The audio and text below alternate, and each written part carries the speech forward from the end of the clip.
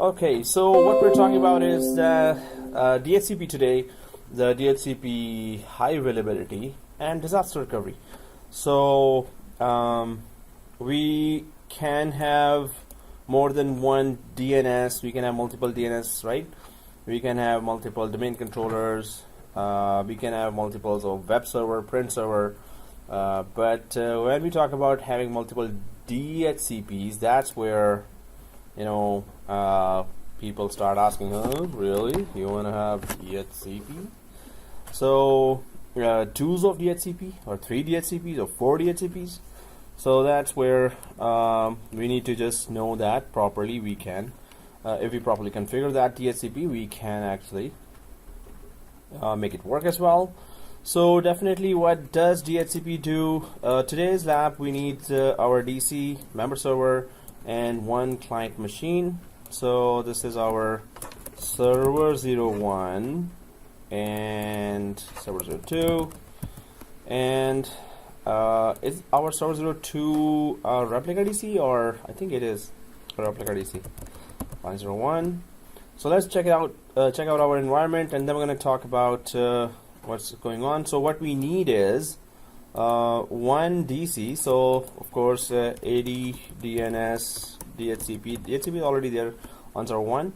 So second, server 2, we need, it's a member server, of course. It's supposed to be a member server, and that's it, logged in from domain admin, and of course client joined to domain.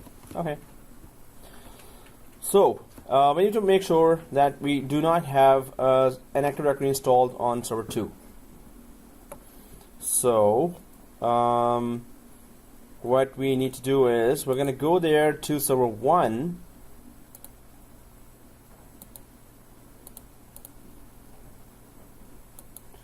and on server 1 we're just confirm by opening Active Directory users and computers, and in domain controllers container that do you have 2 domain controllers or 1.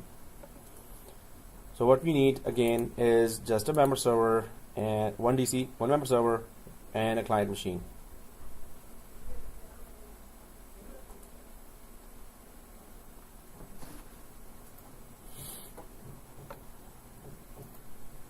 Wow, blue donut.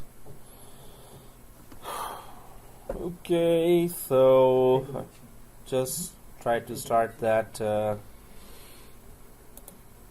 Okay, so what's the plan here? There are 2 things that we need to understand. One is DHCP split scope, and the second is DHCP failover cluster. Actually, it's not cluster, it's just failover. DHCP failover. So now split scope and failover, of course, both are made to have DHCP highly available. Two servers hosting DHCP services, they should be keeping that DHCP service going. So that's where first we're going to check with DHCP split scope, then we're going to go for DHCP failover, right? So DHCP split scope, before that, again, I'm just going to go back to my environment so at least we're ready. Guys, if you go to server 1 and go to Active Directories and computers, what do you see there in domain controllers? Do you see 1 DC or 2 DCs? One DC. Oh, 1 DC. Okay. Didn't we do sites and services and oh, so did we go for Forest Trust last time? But after that we didn't we go for sites and services as well? Last time, yeah, I just saw you were doing the site trust. Active Directory Trust site. Oh, okay, Forest Trust. You went to the Forest Trust. Oh, okay. So here, if you see domain controller, it's server 1, and if you go for computers container, it is server 2 there. But mine is this down arrow. I hope everyone is seeing down arrow. Everyone is seeing down arrow? That means, so if I show this, computers server 2. Now, what is server 2 then actually doing there? So if I click that and go for Yeah, it's a new job and it's / administrator. Seriously, I'm hungry now. No, just kidding. So, guys, we don't need that forest, right? So, the fastest way to get rid of it is snapshot 1. We go back to snapshot 1, where it is not joined to domain, and simply join to domain once you reach snapshot 1. So here, server 2, we can right click here, and we know the drill. So server 2, we're going to just take it back to snapshot 1. So we can go to snapshot manager here for server 2, and simply click snapshot 1. So it should be written here. It is, we're going back to where it was activated, renamed, and static IP was given. So I hope everyone has that snapshot 1, right? So, okay. So in that case, if you have selected snapshot 1, click go to and press yes. For server 1, right? Okay, that was a shock. Yeah, you were sleeping, so. Thank you for waking me up now. I was like going down. Okay, fresh now. What a shock. So, No, you said you're sleeping, so. oh, that's a good one. So, log into local administrator, join a domain. Yay, that's it.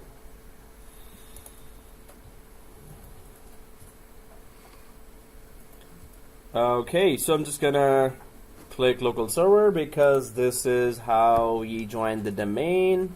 It's already on 200.2 as a static IP. And why am I on firewall? I'll just close that. I was supposed to click the work group. And once you click the work group, click change, domain, and of course we know the drill here. Net to snapshot 1.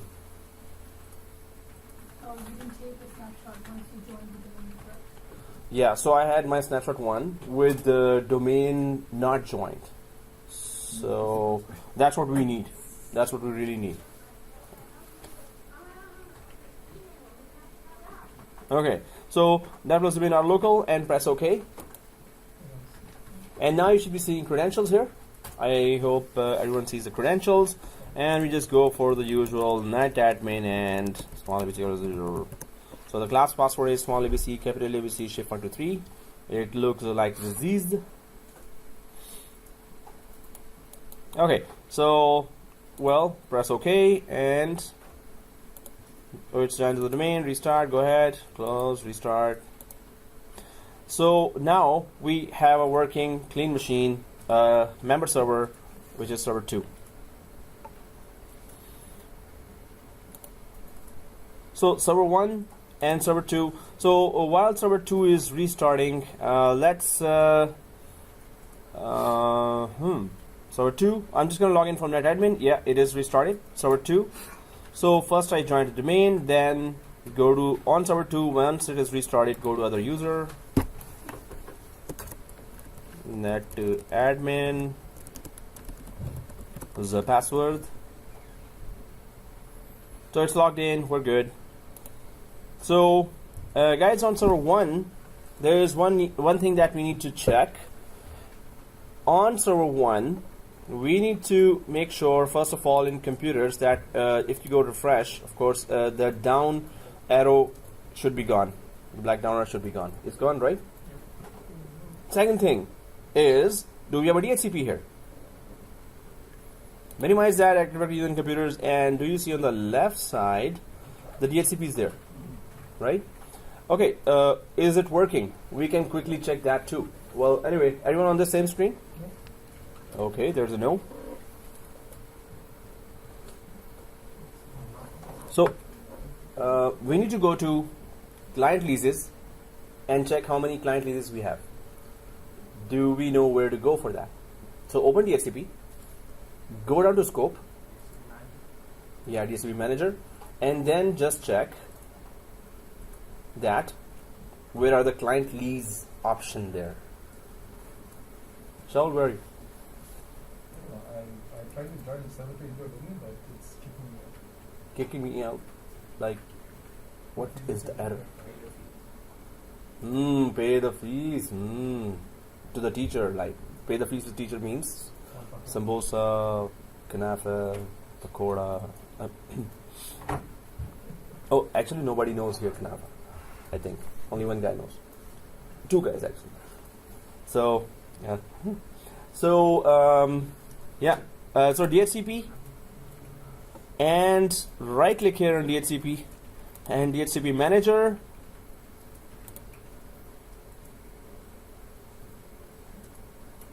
What? It's not moving. Server 1. And well, in my case, DHCP is actually down. Well, so you got. So let's. So what would be the problem that my DHCP is showing red here? So I would want to troubleshoot that. If I right click the IPv4 in my case, or if I right click the server 1, what do I need to do here? If you see the screen right now, what am I supposed to do here? Do you see something wrong here? Hey, that's a good one. Yeah. So we need authorization. DHCP needs authorization from Active Directory. So if it is saying authorized, this means right now it is unauthorized. So I'll click that authorize now and refresh. Now it is authorized. Okay, we're good. So what I was talking about, so everyone on server 1 DHCP? Yes. Okay, thank you for the reply. And here, under the scope, do you see this? And I see this. So address is, and so I'm assuming that Windows 10 client I have is having this IP right now. So just go ahead and log in from Windows 10 client with the netadmin and simply check by IP config that is this the IP that the client has received or not. Error. Specified servers are already present in the directory service. At what step? When I try to operate it. Oh, you're also trying to operate? No, you're also right. So, guys, all our DHCPs are red? Yeah. Oh, let me refresh. Good. Restart. All tasks, restart. Go to right click the server name, all tasks. Oh, yeah, everyone's DHCP. We can. Right click, all tasks. Yours is okay, right? So did the restart work? Okay, yeah, it worked. Everyone's DHCP is okay, right? Yours is okay. So restart. So right click the server 01. All tasks. No. Within the DHCP. Oh. And all tasks. Yeah, go ahead. Should work. Is it green for everyone? All right, let's go ahead. So The client has a different IP address. different. Yours is what? 6.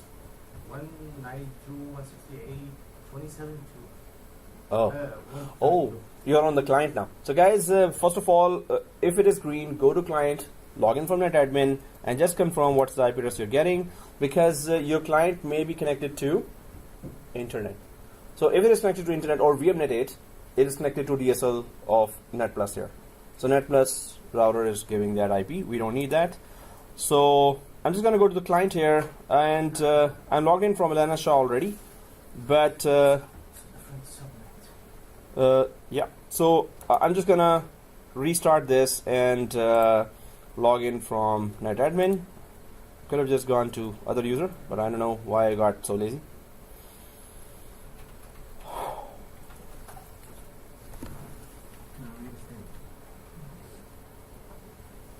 So,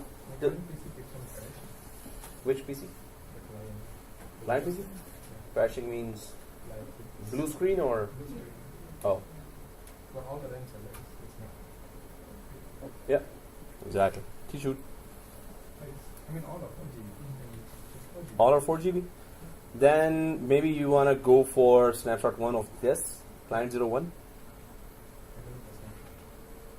Okay, so shut down, count till 10, and start again.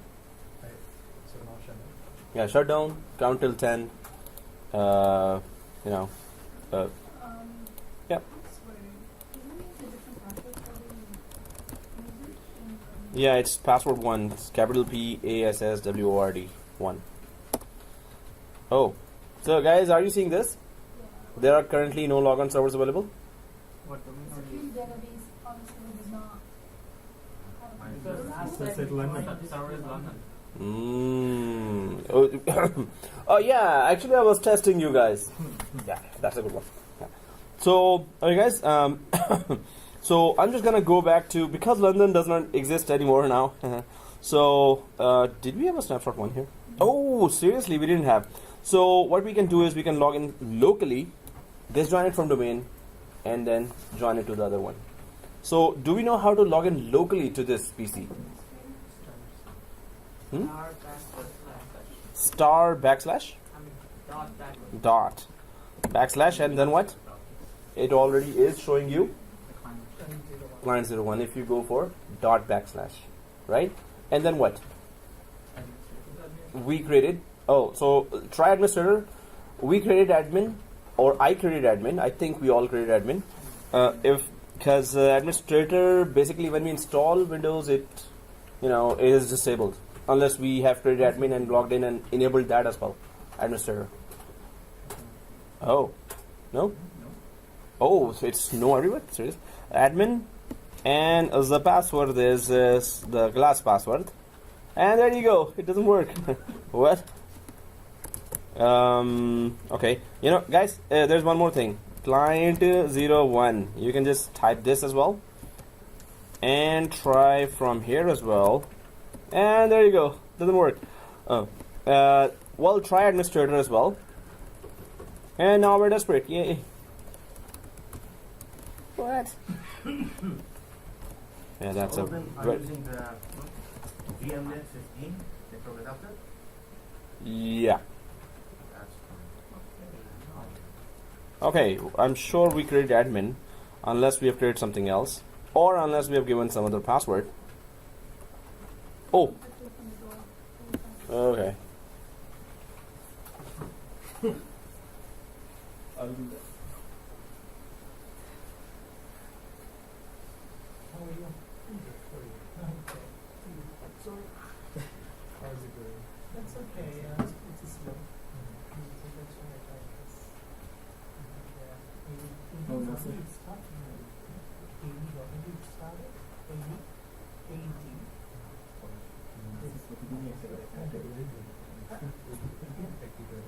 Yeah, active directory.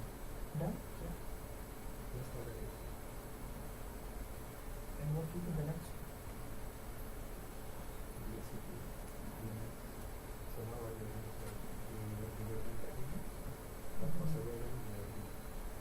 Okay, then today is what class like?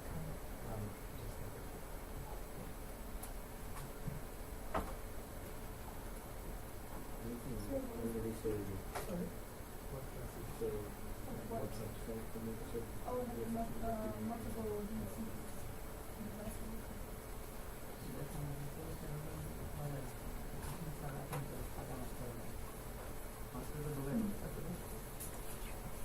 Okay, so did we all log in? So, are we all successfully logged in? Or unsuccessfully logged in? Logged in. I'm studying a new machine. Oh. Oh, you're installing a new machine? I'm installing a new machine because I have a new screen. Oh, okay. Guys, very good idea. Let's install a new machine. So, we really need a third machine to test split scope, DHCP split scope, and DHCP failover. So, the fastest way is to get Windows 10. Otherwise, you can install server as well. But we will need Windows 10 for next labs as well. But I wish we had created a snapshot. That's what happens when we don't create a snapshot. Okay.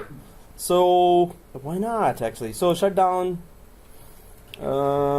Why is it logging in locally? Seriously? We could troubleshoot that, or we could discuss our DHCP topic as well as just in the background start the installation of a Windows 10 machine.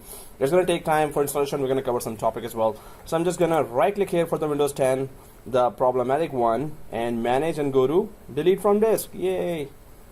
So make sure that your Windows 10 is shut down and manage and go to delete from disk. Do that. Delete from disk. This one, right? Everyone sees that? Server 1, right? This is hot coffee. No, it's a T. Oh, hey, yeah, that. Hot. Alright guys, so delete from disk will be, I'm gonna throw up now. So 7 minutes. delete from disk and press yes. And well, so I'm just gonna click home. Let's quickly just create that in next 10-15 minutes. It's gonna be done, but we're gonna just cover some topic as well. So create a new virtual machine and typical, next, and make sure that it's Windows 10 x64 detected. In my case, it is showing that. If it is not showing, go ahead, C drive, ISO, and just double click on Windows 10. Do we all see that? C drive and ISO. So you have to click browse if you're not seeing that. We have Windows 10 already. Yeah, we joined it to London domain, then now it's not working locally. We didn't have a snapshot, now we're going to create a snapshot. Why don't we try to solve the problem? Because the next topic will take... Oh, don't delete that. Solve it in the break or after that. Oh, okay. No, but if there's a problem, either we can spend the class learning new topics or we can troubleshoot. So, but class time not for troubleshooting. But, you know, if this is a problem, keep the machine there, and in the break and after the class we can do that. So we're installing Windows 10 on the server? Windows 10, because it's going to take a little lesser time, hopefully. So, guys, did we select Windows 10 here? Yep. Okay, so next, and if it shows this, don't put any their password. Just click next. It's gonna say really. So press yes. Okay. Dash your first name dash 70 dash 741, the course name. So we could relate it to whose Windows 10 is this. And guys, just put it on SSD, right? So either it is D or E for some. What? Oh, it's on C. Okay, doesn't matter. Just try to be slow. So click next. And 60 is okay. Just single file. Just put it single file. It's not, the folder inside will not be messy. And next, and then customize hardware. Customize hardware, right? And just go for, right now we really need some speed here, need for speed, so 8 GB and 2 cores, 1 processor, 8 GB just to speed up the installation. Well, after that we can change it, but we need to just get it up and running fast. So do we know what setting, guys? Temporarily we're gonna put it on VMware 8. We need internet connection. As soon as it's logs in, it's gonna get 90 days evaluation version, right? So temporarily put it on VMware 8.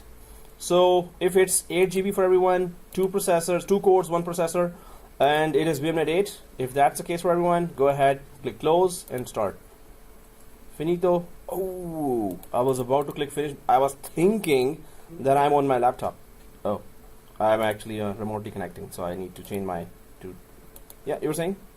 2 processor, how many cores? 1 processor, 2 cores. And in my case, I think it's D drive I have. So next, now I'm on SSD because I'm remotely connecting. And 60 GB, 8 GB. Okay, click finito and go ahead, start. And while it is just loading, we can talk about split scope. Or while it is installation is going on, I'm going to ask you questions. We have 1 scope right now, true or false? We have 1 scope in our DHCP. We have configured 1 scope in our DHCP, true or false? Are you sure? One for our local domain and the other for the London domain. 2 scopes? I think. 2 scopes or 1 scope? 1 scope. 1? It is 1 scope in our domain. And the range we have given is? So 192 dot 168, 200.61 up to 71, I guess, or 81, right? Doesn't matter.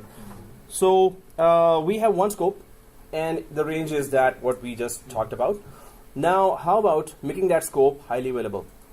So there is DHCP split scope feature that helps us make the scope highly available. So I'm seeing this here. I hope if you're there, there's nothing to choose here. Next, click. There's nothing different to choose. So next kind of thing. Yeah, okay. So I hope everyone's seeing this. So let it be on this, because now it's going to take a little time. So I'm just going to go back to the diagram. And what is the split scope doing here? So split scope will be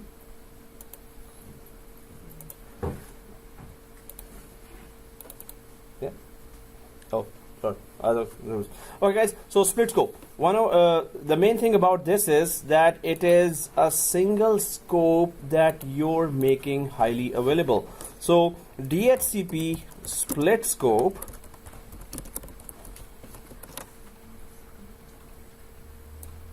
So first thing is a scope can be hosted on 2 DHCP servers. At one time, one scope can be made redundant. So the scope is split in either 80 with the help of, so it's not in either, split with the help of either 80-20 rule or 50-50 rule. Now what is that? Anyone can kind of guess what is that? 80-20 rule of what? Rule is being applied on what? Yep. It's the balance between two servers. Yes, exactly. How?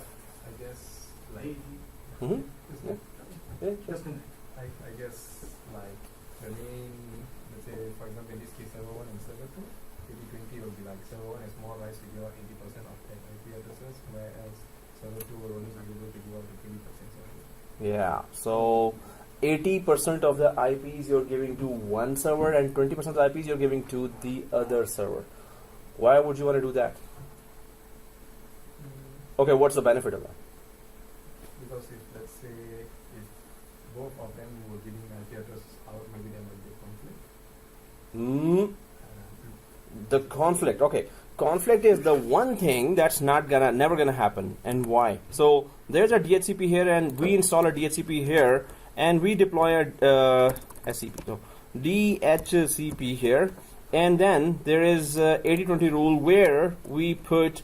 So suppose there's 80-20 rule, which means that 80% of the IPs, exactly 80% of IPs are being provided by server 01, and of course then the opposite of that, 20% of the IPs will be provided by the other server. IPs will, it's not are being, it's will be provided. In what case? So I've used the term are being on server 1 and will be on server 2. That means what? Which kind of configuration they are in right now? Server 1 primary, server 2 secondary. It's kind of near that, but not exactly. Active, passive. Yes, active, passive. So passive is just waiting for disaster to happen. Passive is waiting for the active to go down whenever. Suppose for 3 years, 4 years, it's working. So it's just waiting, right? But you're putting 20% IPs here. So because maybe it is years after, maybe one day it goes down. So it should not run out of IPs. So it should have majority of the IPs because it's actually providing those IPs. 20% is sitting doing nothing, right? So you could just put it 90-10. 90% IPs because it's working. But why 80-20? Or suppose disaster does strike, what happens now? So 80% hosting server 1 is down now. what will 20% be beneficial of? What is it doing? It's gonna start giving IPs. Actually, it's giving you time. It's buying you time to get that server up and running as soon as possible, right? So it's buying time for you. That's all. Otherwise, 20% IPs might finish soon. But by that time, so you don't have a disruption, first of all. Second thing, you get time to get the server up and running. Server 1. Yeah. I think it's a better practice to put the required amount of Mhm. IPs on server 2. Required amount of IPs. So what does that mean? Required means 80% we have put here, 20% there. What would you mean by requirement? 50-50 or what? And how can we track Let's it? suppose that we have Uh-huh. 1,000 IPs. Yep. And I want to say, Okay. But the computers and any devices that are using, let's say 100 only, Okay. or 200. Mm-hmm. So I think it's better to put that number at least for the server 2. Suppose. In case that server 1 is down, so he can handle all the IPs that I want. For longer time. It's about time. IPs will be there, right? But how long can it handle that, right? So if you give, suppose we can give it 50-50 as well. 50 IPs there, 50% IPs there, or 60-40 or whatever percentage, right? But the more you give to a passive server, they are not being used. Whenever disaster strikes, then it will be used. So we are wasting those IPs, right? So we only need that for if the disaster does strike, that hey, please keep on giving IPs, so we don't get calls right away while we're working on it. So 20%, 10%, even 5% some administrators go to give IP address just this much because we don't know when it will go down. It may never go down. Does that 5% cover the IP addresses required? So that is what they're betting on, that okay, this much time we need to get it up. But of course we don't know what kind of disaster can strike there, right? So that's why 20% could be a safer bet, a safer number, yeah? Server 2, will it have the information of the 80% IPs that are already given out? So let's say Mhm. server 2. I mean, Mhm. server 1, let's say it gave IPs from 1 to 10. Now, and something happens, it goes down. Server 2, will it have that information about Yes. groups and IP addresses? So those which are already received, of course, those machines will not request IPs. So it will not have that information. It may not have. Actually, we're going to see the address leases there. It should, because they are both replicating information to each other. They are just one server divided into or dissected into one service dissected into two servers. So DHCP service will be dissected into two servers. So it will have that knowledge of what machines have the IP and what machines will need the IP. Because address lease information must be there for both, in both DHCP, on both DHCP servers. And we're going to see that now. Yeah. Just to clarify two things. Yep. So since it's 80-20, let's say the 80 server 1 went down. Okay. And server 2 gives out the IP address, right? Yeah. So after the lease period, the IP address will be if server 1 comes up again, so it will be renewed by server 1. Yeah. So IP address will go back to server 1 where the 80% is. Yeah. At the same time, when we run out of IP addresses on server 1, will we be able, let's say 80-20 now, but we can take a few percentage out of server 2, correct? If suppose server 1 runs out of IPs, right? Is there any like minimum amount that we have to put for the rule to take place? Let's say Well, it could be 100-0 as well. It could be 99-1 as well. When we start configuring it, you will see there is a scale. Okay. You can take it down to a one side 100, other side nothing, or minimum 1, right? Okay. So there is a minimum maximum, but when we play with the scale, you will see that it can be 50-50, it could be 80-20. Recommended is 80-20. Best practice is 80-20. Yeah. Isn't it supposed to be 20% provided by server 20% will be provided by server 2 whenever it is. So 70% of IPs will be provided. Oh, okay. Yeah. Thank you. So it is server 2. Thanks. Okay, guys. So, but this configuration is called active passive, right? Active, and this is passive. So we don't have to use active passive, right? So we can use active as well. Now that becomes a little more not complicated, but if active passive, yes, one server is just stopped. Yeah. My question is that Mhm. if the server 1, which is active, is going down, then through the DHCP server, the server 2 will be active. Yeah. Then what about the data which is we are using through the server 1 or the Mhm. like we are? So can we go automatically connected to the server 2 directly, or we can just wait or some taking some information from the active or the server 1? So what was the breakfast today? Yeah. That was a very good question. It's never applicable. So if disaster strikes, the common question is, when there is an active passive configuration, will it automatically fail over to the passive server? That's a very common question, right? So, okay, that was my next point. You already stole it. So DHCP split scope is kind of primitive. So DHCP split it. Oh, I'll just put it in the point. That was upcoming point. So it. Yes. Another question. Oh, okay. Wow. It is already active passive, right? It is already active passive. The Yeah, servers. yeah. And why are we splitting the IPs? And why? No, it is active passive because we are splitting the IPs. It becomes active passive after that, because we need high availability of the service. Because we need a second server to be there in case our first server goes down. Otherwise, For one days. server we have. Yeah. So when the server 1 goes down, The other server make should be the there. IP available, more available, right? Yeah. That's why we are splitting it. Exactly. That's That's the only objective. Okay, guys. So it does not, and that will be, everyone will say, huh? But then what's the benefit? So it does not automatically fail over to passive server. And then how do we do that if it doesn't automatically do that? Suppose it goes down in the evening or at night when we are at home and you're on call and you receive the call, you have to run for it, right? So, second DHCP server went down, or first DHCP server went down. So you would know, it was in the split scope, and I know it automatically does not fail over. So what you do, you remotely connect through VPN from home to office and connect to the second server. Simply enable the scope yourself. So it does not automatically fail over to passive server in split scope. Not in DHCP failover is perfect. Split scope is kind of manual. It's not kind of, it is manual.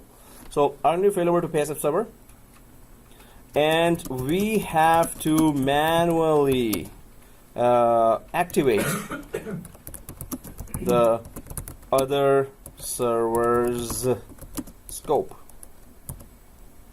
to start distributing IPs. Yep. Oh yeah, sure.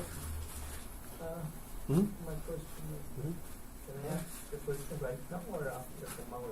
Yeah. So guys, we can have that break now, and then we will continue. Right. So let's do that. Let's go. Now, and so split scope, it will not automatically fail over because it's a kind of a feature that it's not a very sophisticated feature. It's a primitive feature. So that's one thing said. So what I was gonna say other than that is that what if we had it active. So if it is active, is there any problem with that? Do you see any problem with both scopes being active? And in that case, what kind of rule you want to go for? If the both are is active, they are confusing where we can go. Yeah, wrong. Oh, okay. So they could be confused if we haven't properly configured it. But if we properly configure it, they work together as a team. So what is my question? What was your question? I'm sure you forgot. That's why I asked you. Yeah. Okay. To be So honest. see, problem solved. So let's go ahead. Just kidding. No, your question was that how long will the administrator take? Suppose Yeah. administrator is at Yeah, home, that's right, yes. and so I was saying that you connect from VPN remotely Right. and connect to that server and simply activate the scope. You don't have to come there to do that. That was the answer to that. How long is the break?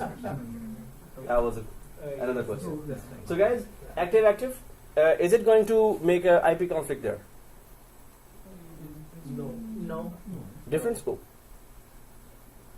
No, it's just one scope. It will not even within one scope? Why? You're gonna segment, right? Because How? Yeah. Oh, yeah. If it is a one scope, there will be the conflict with the IPs.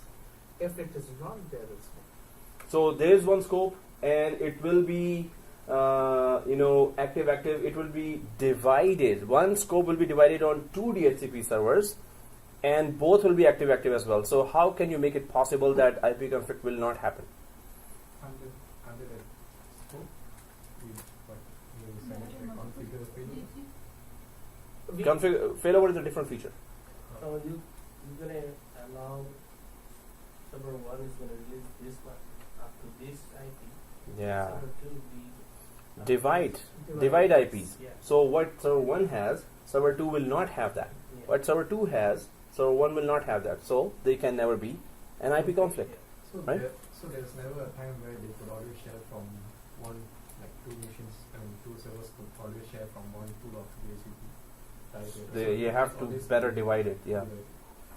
So you have to divide it, and we don't have to divide that, but we will tell that. So the rule, how does it really, becomes possible? If you're using active-passive strategy, then you go for 80-20 rule, right? If you're going for active strategy, then what? Exactly. Active strategy, then you go for 50-50 rule. What does that mean? Is it understandable now? 50-50. Why would you give 50-50 now? Because Balance the sorry. Oh, sorry. because both are active now. Yes. That's why you're giving active, right?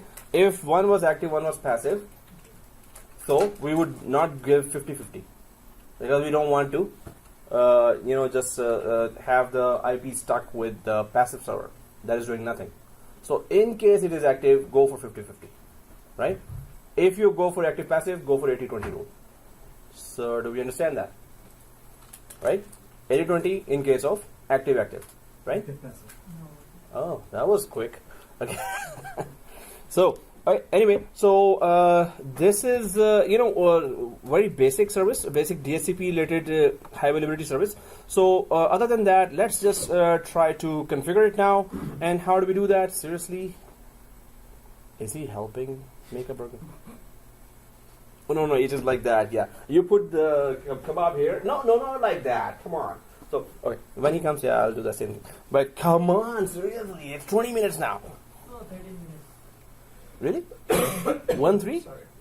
Since he went? Hey. I Okay. just made a phone call at that time.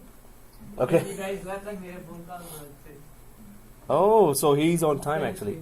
That's another thing that he's stuck outside and nobody's there to open the door. So I'll just simply.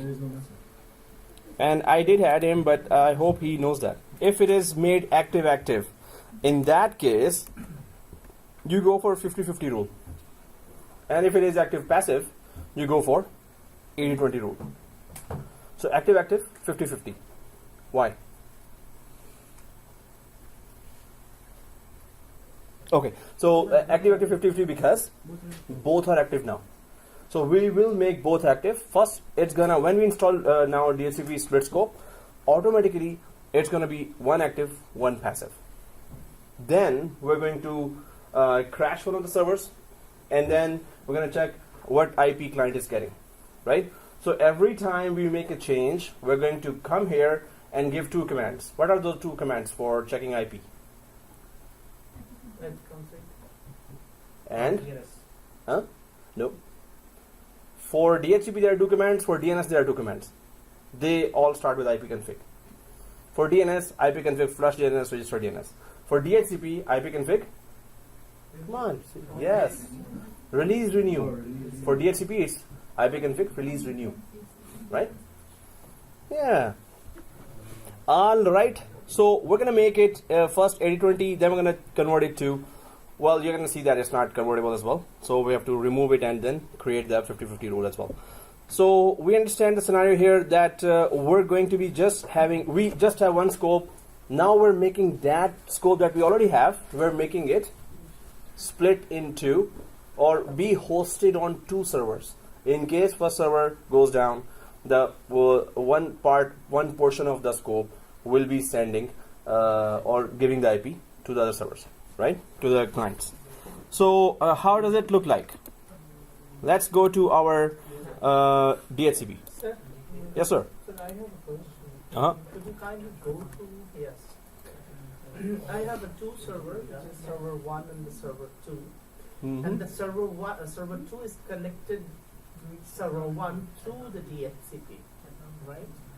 What about the AD and DNS? Mm. Yeah. Fine. No, I was mesmerized and I was really in depth thinking about the question. So, yes, what about the AD DNS? Suppose it goes down. Yeah. So that's it. It goes down. It's not available. Okay, so the member server or the server 2 should be able to connect or should be able to access the features of the AD and DHCP and DNS? Won't be able to do that. No. Then, if in this case, how will be the active in the server 2? How can you connect the server 2? So in a production environment, normally the best practice is Oh, make yes. it a replica DC, Oh, okay. right? That's So here we're just testing split scope. Otherwise, it will also have AD, it will also have DNS, okay. and it will have now DHCP as well. Okay. So it will be best practice always, and you will always find that if two DHCPs are not there, at least always two domain controllers and two DNS are always there. So it would be there. Okay, guys, do you understand this question? That's a very good question as well. And so the main thing here is that right now we need to just clarify the concept of DHCP split scope. How does it look like? How do we configure it, right? So let's go ahead and did I resume that? Yes. Or did I pause it? Yeah. Anyway, so or maybe all the break. So let's go ahead, guys. What we're going to do, we will make sure that we have DHCP on server 1. Actually, we know that DHCP is there on server 1, but is it on server 2?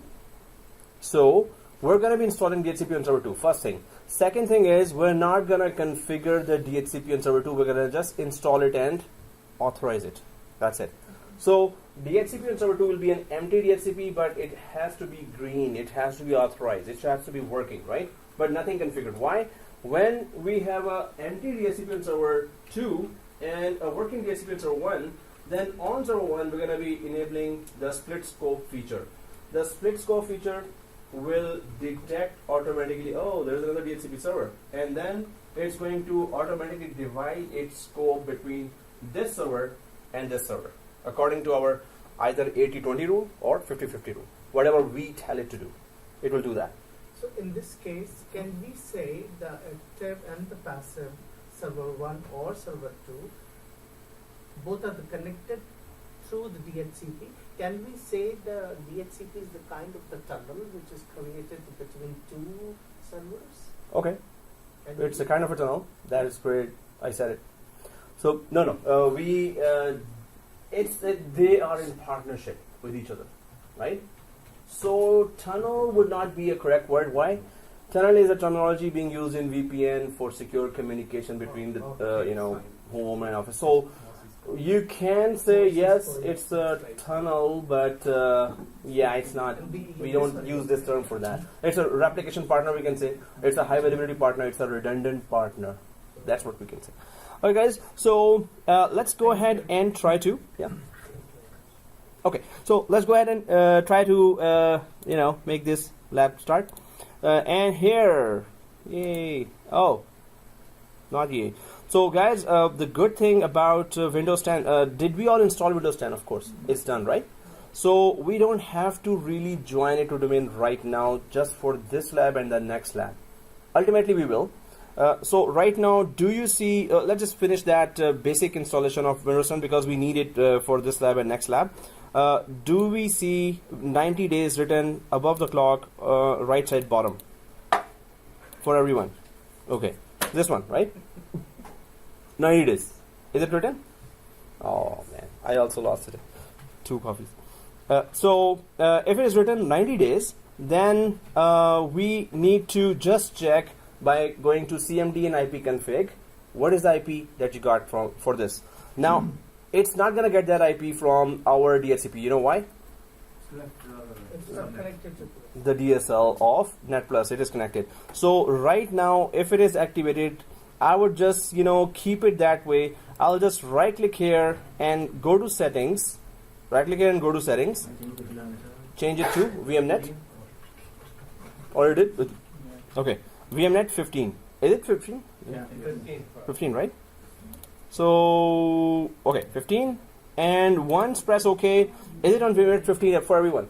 So please go to CMD, do an IP config, check what IP you got. You got 62. Perfect. 63? Okay. So, guys, it is on VMNet 15. It should get an IP from our local DHCP now right away. So I'm just going to right click here and go to command prompt admin like these. And everyone should be getting an IP from our local DHCP now. So it should be IP config and 62. Okay. So the first thing we need to do immediately is snapshot. So next, we're not going to be stuck next time. So let's right click here and take that snapshot. Snapshot, you all see that? Right click Windows 10, snapshot, and take snapshot. Everyone there, right? And once you click take snapshot, so IP, DHCP IP given and activated. That's the only 2 things we did till now. It's good enough. When we come back, whenever we come back, we're expecting that it's going to connect to our local DHCP first. Second thing we're going to expect is that it's going to be activated already, so we're just going to join it to domain, right? So if DHCP IP given, DHCP IP given and activated, so that's all we need to do, right? So click take snapshot. So now it is done here that it is communicating with our DHCP right now. Can I know from this command prompt that what is the name of the DHCP? What is the name of the DHCP from command prompt? Can I know that what is the name of the DHCP from which we are getting the IP? It's not written when you type IP config, right? It's not showing the DHCP information. So we go for ipconfig/all. So go ahead and type ipconfig/all because we need this information in next lab as well. /all. When you type that /all, so the main thing that you would be interested to know is that what is the DHCP. So here is, this is the DHCP. So we will have server 1 as DHCP, we will have server 2 as DHCP. So we're going to be crashing the server and we're going to be checking again and again which DHCP now gave this client an IP once we crash the server, right? So you need to know ipconfig/all and then go way down to wherever DHCP is written and check, is it 1 or is it 2, right? So that's how we're going to track that. Oh, now we're getting an IP from another DHCP. So once this is understandable for everyone, right? Okay, so let us install it. Let us go to server 1 and here DHCP is open on server 1, right? I'll just refresh that because oh, now I got a new client, please. So okay guys, let's go to server 2. Server 1 is okay, right? Let's go to server 2 and then log in from netadmin and just install the DHCP. Yay! So log in from netadmin on server 2, install DHCP and authorize it. That's all we need to do, right? So server 2, dashboard, add rows and features. Again, server 2, let's go to server 2, log in from netadmin, add rows and features, next, and then there's the DHCP. on server 2. Yay. Add features. And then next. Restart if it wants, otherwise it won't. Yes. Install. Yay. And then once it is installed, what we need to do is just authorize it. It should be green, right? So we have installed DHCP on server 2, or installing DHCP on server 2. So splitscope needs 2 DHCPs, of course, one non-configured, one configured. If you configure yourself the second one, it can't take part in. Well, it still can, but then we'll be confused. So let's keep one empty and the second one working, or the first one working and second one empty. So if the DHCP is installed, everyone should be seeing this, right? Complete DHCP configuration. 70%, yes. So complete DHCP configuration. Once you reach there, it's just click and to next. That's it, right? So did that? No? Almost. Okay, guys. So click complete DHCP configuration here, and it's gonna create 2 security groups, and it's gonna authorize. That's what we want. So well, nothing to do here. Click next. It says, are you sure you you have the proper credentials? So make sure that you're not logged in from administrator, you're logged in from netadmin. If it is the case, click commit. Commit to it now. We are just installing DHCP already. Yeah, we're not creating any scope in server 2's DHCP. We're not creating any scope. I clicked on close instead DHCP control. Yeah, so then you go to up yellow triangle there, up there on the server manager, Complete up. and click complete DHCP configuration. Next. So next until you reach this page. Yeah, commit. I'm there. So click commit here, and that's it. It should be done for everyone. Nobody should be seeing an error here, right? Authorizing DHCP server. Did you log in from netadmin in server 2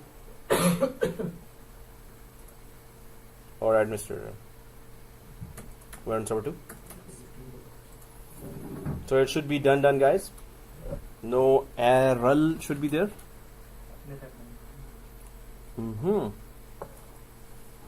Okay. Communication somehow. Oh, firewall. Check firewall On server 1. on both. So 1 and 2.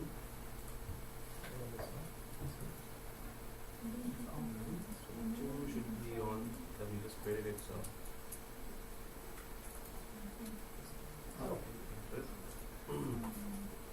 So let's go to that error. The authorization of DHCP is server failed with error. The specified servers are already present in the database service. Again, it's same thing. Because DHCP is not authorized by, you know what?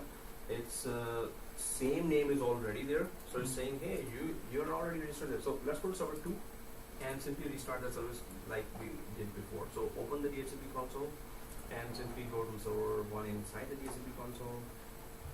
Yep. Oh, it's working. Okay. So, but refresh. I mean, for my client, it is not So giving, still refresh both the it's not giving the IP for the base. Do I have to join? no. You have to just make sure that network is. So server 1 is settings and you're at 13. So we should be on. You're at 13. Oh. Second thing is your DHCP okay? No, it's not. It's red. Oh, we need to fix that. That's not called. Oh, we did so many experimentation. So right here, and it should be written here, unauthorized written here. Where it is authorized, means it is right now unauthorized. So when you click authorize, it says preferred servers are already. This is the same thing because we did a lot of experimentation there. So what we do is right click here and we start the service by going to bypass and restart. We just need to restart for Active Directory to recognize this server in the queue. So now it should be green, so that should be 10. So you've already installed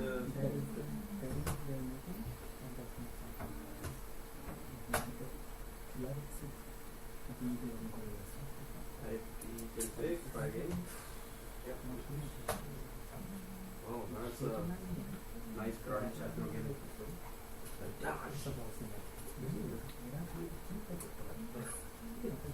So no, then we can give this IP config /renew IP.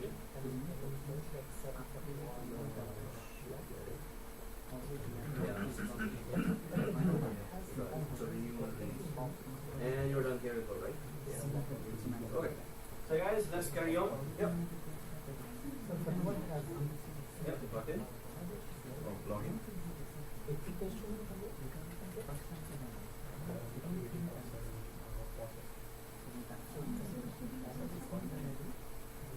Okay, why would this happen? Did you not go to the setup one? Okay, no. We went to this, right? Oh, you went to setup one. So we're not supposed to go, when we go back to the I thought we were not supposed to do the one that is running. We're only going to know that is not running. Always. Trying to like until the server and there will be like So it already so always if you are not doing then you have to just run and run. But better go for some performance. Never do the main thing.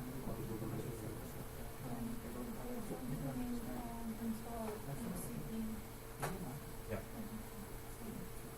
So now they have to just join the log in from NetAdmin, install DHCP. Right. Okay, guys. So if it is done, let's go ahead. So here, did I pause that? Wow, that's a lot of long video. So okay, guys. Here, once it is done. Now we need to do. We need to tell DHCP first DHCP or server 1. We need to tell server 1 that there is another DHCP on server 2. How do we do that? So let's go to server 1. And server 1 just sees, yes, there's a DHCP on server 1, but is there a DHCP on server 2? So if you see everyone on DHCP console, so right click here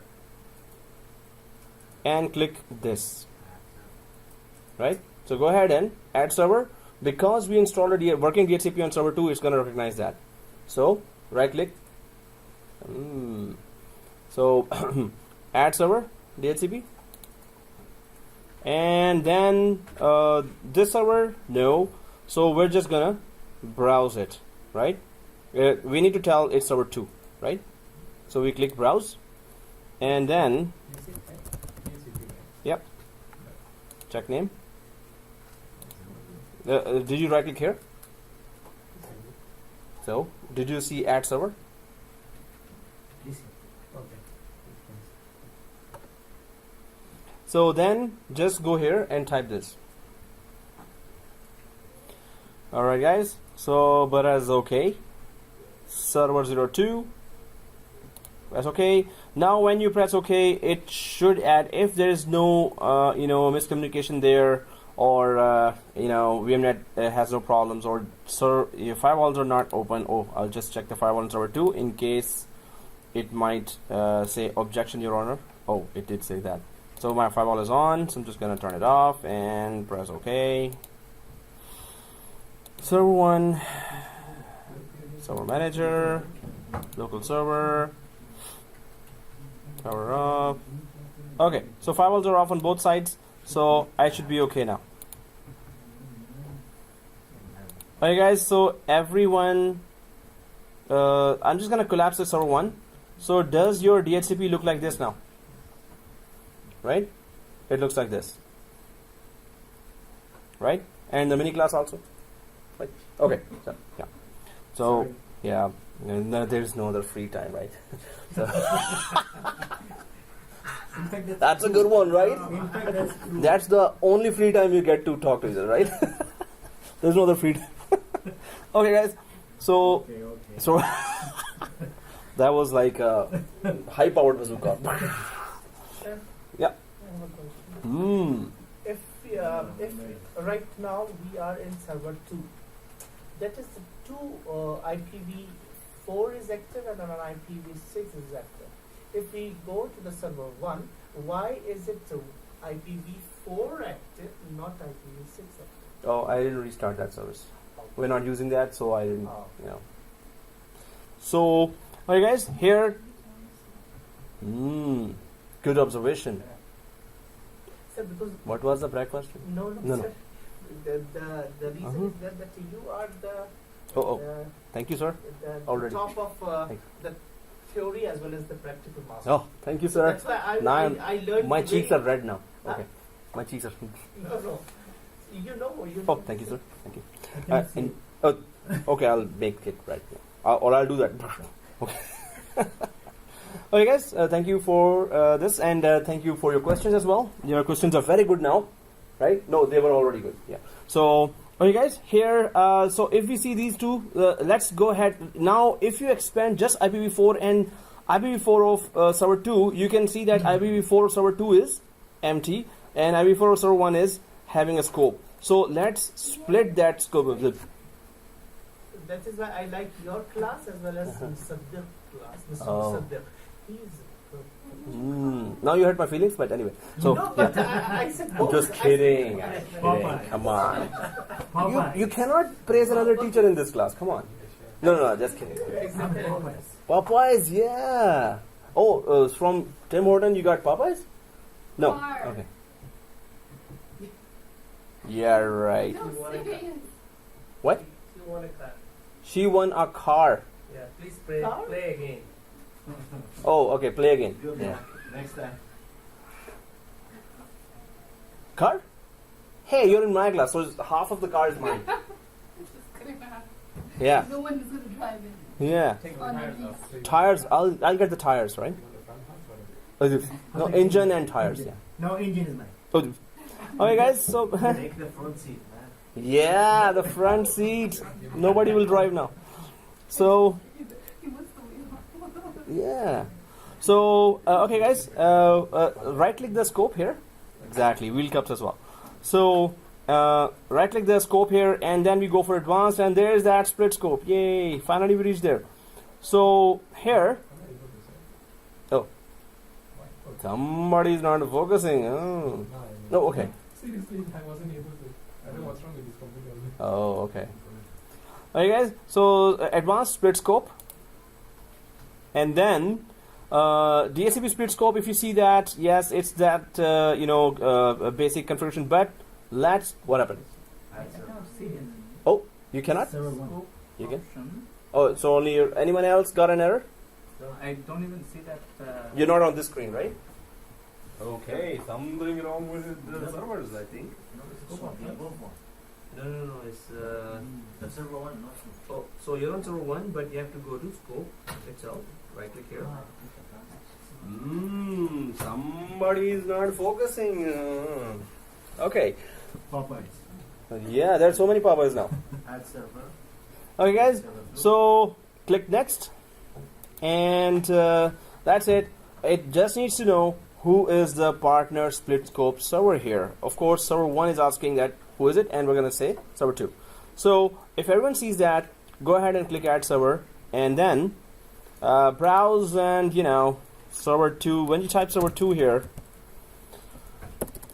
server 02, and check name and press OK, right? Simple. Oh, what? Yeah, and me too. So server 2. Okay. And press OK. Exactly. Oh. And blue donut. Seriously. Blue. Yeah. And so server 2 is added for everyone. Next. Now you will see that only screen that will help us configure split scope, right? So for active passive we use quickly. Active passive we use 50-50. Okay. We're active. Okay. Nobody's passive, right? So 80-20 already it is there, right? So what we need to understand from here is that if the server 1 has some IPs, and if it doesn't have other set of IPs, that other set of IPs will be excluded on server 1. So if the other server has some set of IPs, 20% of the IPs, and others it cannot see, because on server 2 they will be excluded because they are part of the server 1. So if the server 1 has doesn't see some of the IPs in the scope, they are excluded on server 1. Exclusion means you cannot use these IPs. There will be exclusion ranges on both created now. On server 1 there will be exclusion range created. On server 2 exclusion range will be created. And when we create that now, you're going to see exclusion ranges under both scopes now, both servers. Exclusion range means you cannot use this. So both servers have to be told that what they can use, what range of IP they can use, and what range of IP they cannot use, right? You understand that, right? So, and you can see that we can make it 50-50 or 0-100 or 100-0, right? On the other side. So we're just gonna stick to, first of all, 80-20 and properly check it, and then we're gonna go for the next steps. So we understand that, okay, this is 80-20 and the first server gets host DHCP, which is server 1, gets 80. So we're good with that, right? Any question here? Okay, clear, right? So let's click next while keeping it on 80-20, right? Next. So now what does that mean? This means delay in DHCP offer. Why would you want DHCP to delay responding to the clients that are asking for IP? Hey, I need an IP. I'm delaying. Oh, now I'm going to give you. Why delay? Tell me. There could be a small glitch that could. So, no, we're purposely doing that. Oh, okay. Why would we want to do that? You want the other server to do something? Because we have to manually. Something what? Manually. To assign that. So you want other server to reply, right? So maybe there's a reason you want to do that. What would be the reason that you want one server to reply faster and second server to delay? Why would you want to do that? So if I want the first server to always respond, second server, I can put 10 milliseconds there only. And hey, if the request comes, let the first server reply to that. But does it apply this situation? Should we even configure this page after what we have configured in the previous page? Do you remember what we configured in the previous page? 80-20. This means we are going for active passive now. So are we supposed to create a delay when the other server is sleeping forever, for whenever the disaster happens? The other server will be on passive mode. Passive mode means it's not going to be replying anyway. So in this situation, it doesn't apply to us. But if we had put it on 50-50, then we would have said that we prefer the first server should reply and we prefer that second server should wait 10 seconds. If the first server for some reason, and hiccups do happen, right? So just the cable was moved and the server is disconnected for millisecond is how much? At once it passes, right? So for a millisecond there was a glitch in the cable. Cable moved or something happened. So the other server would be ready after 10 milliseconds to reply. In case there was some very small hiccup happened. In case they are active. Right now, they are active passive. It doesn't apply now. But after this setting, when we have done the experiment or testing, then we're going to go for active as well, right? So right now we don't need to do that. So I'm just going to move that to 0. But we understand what is that. Why is there, right? We understand that. Okay, so 0-0 right now because it's active passive, and by default it's gonna make it active passive. So click next after putting a 0-0. Okay, summary. Click finish. Go ahead and finish. Is it successful for everyone? All successful? Anyone got an error? Yep. What? I didn't review the server and post it. Oh, you click finish, right?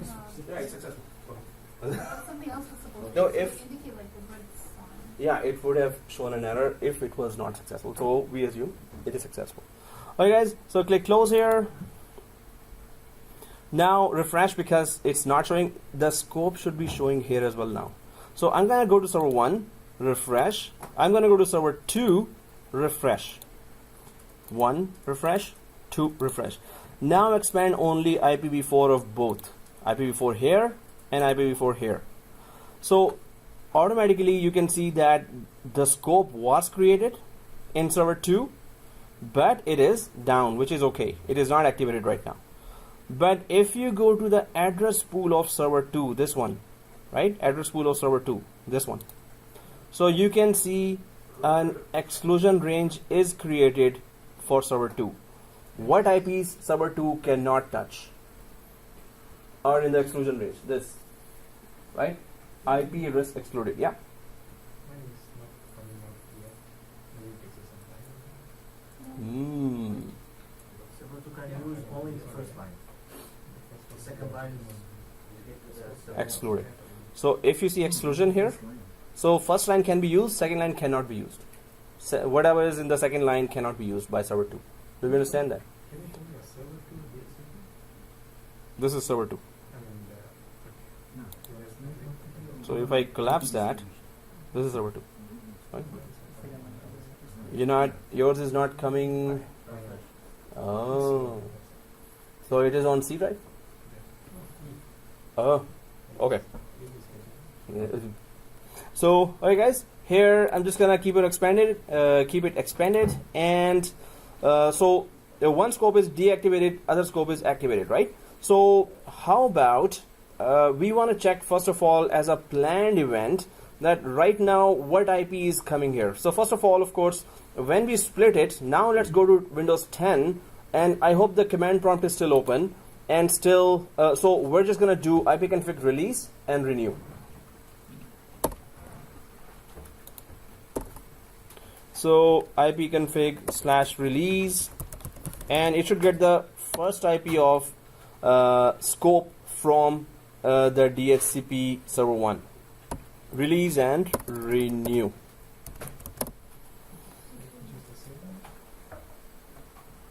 Release renew on which machine? Client 01.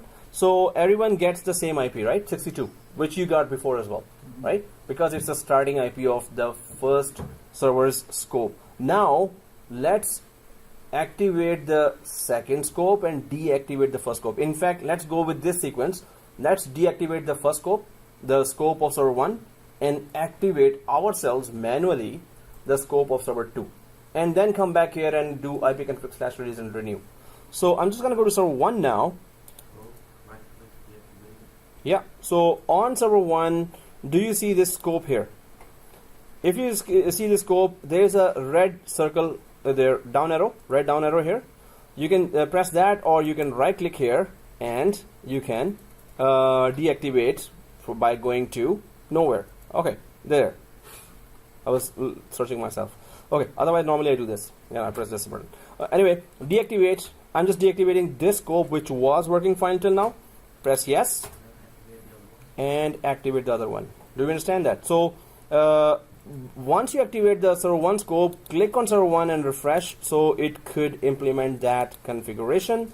Then I'm going to go to server 2 scope.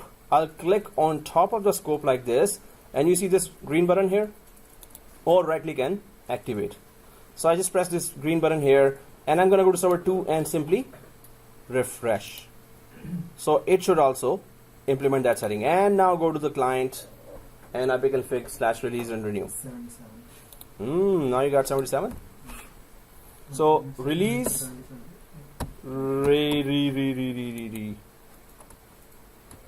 new. Yes, sir.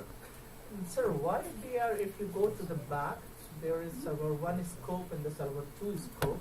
Why they are the IP address are same? Why appearance are same in server 1, server 2? Yeah. They're not same. Yeah. No. The scope. If you Okay. the scope. So so first of all, guys, the result is this: 77 for everyone. This one. One more thing, then we're going to come back to that. Yeah. So guys, if you see 77 here, everyone is saying 77, right? So which server the IP is coming from? How do we see that? The other one. How? ipconfig/all. Go for ipconfig/all, and please check. It must go for. It must show this, right? Now it is showing.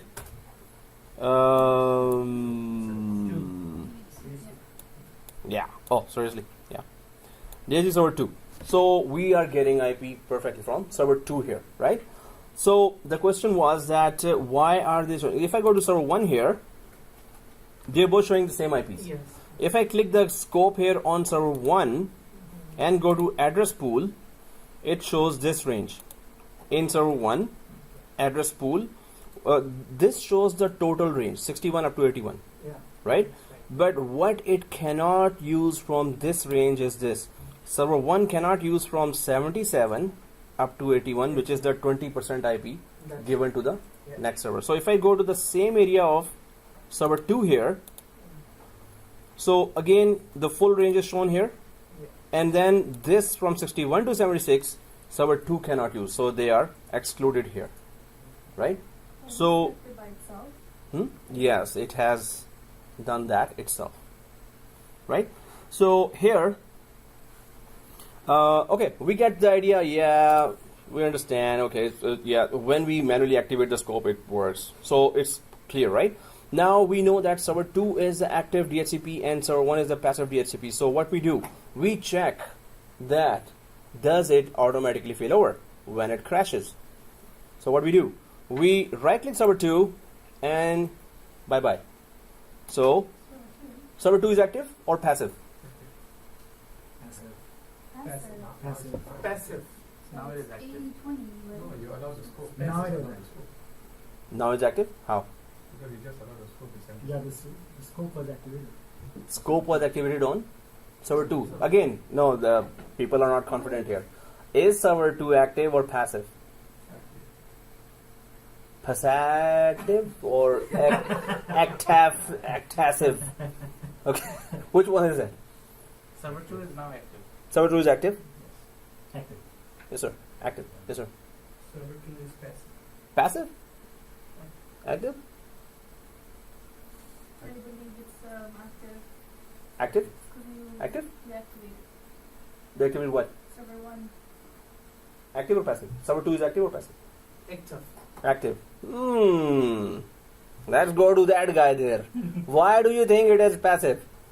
So if we go there to server 1, Because of 80-20 rule, kind of. It's So the you same automatically 80-20, use like right? server 1 is 80, server 2. yeah, we configured that Yeah, 80-20. so- When we click finish, so it made server 1 active automatically and server 2 passive. But we went to server 1, we deactivated first scope, the scope in server 1. We deactivated it ourselves, right? Server 2 is active. Server 2 is active now, right? So, and the proof is, one proof is that it is here. Second proof is the client got the IP from the active one, which is server 2. Server 2. So, let's crash it now. Server 2. So, right click on server 2. Yeah. Okay. Something really spooky here in this food. You said I'm gonna crash it sue now, Tim so- Horton. You said crash it.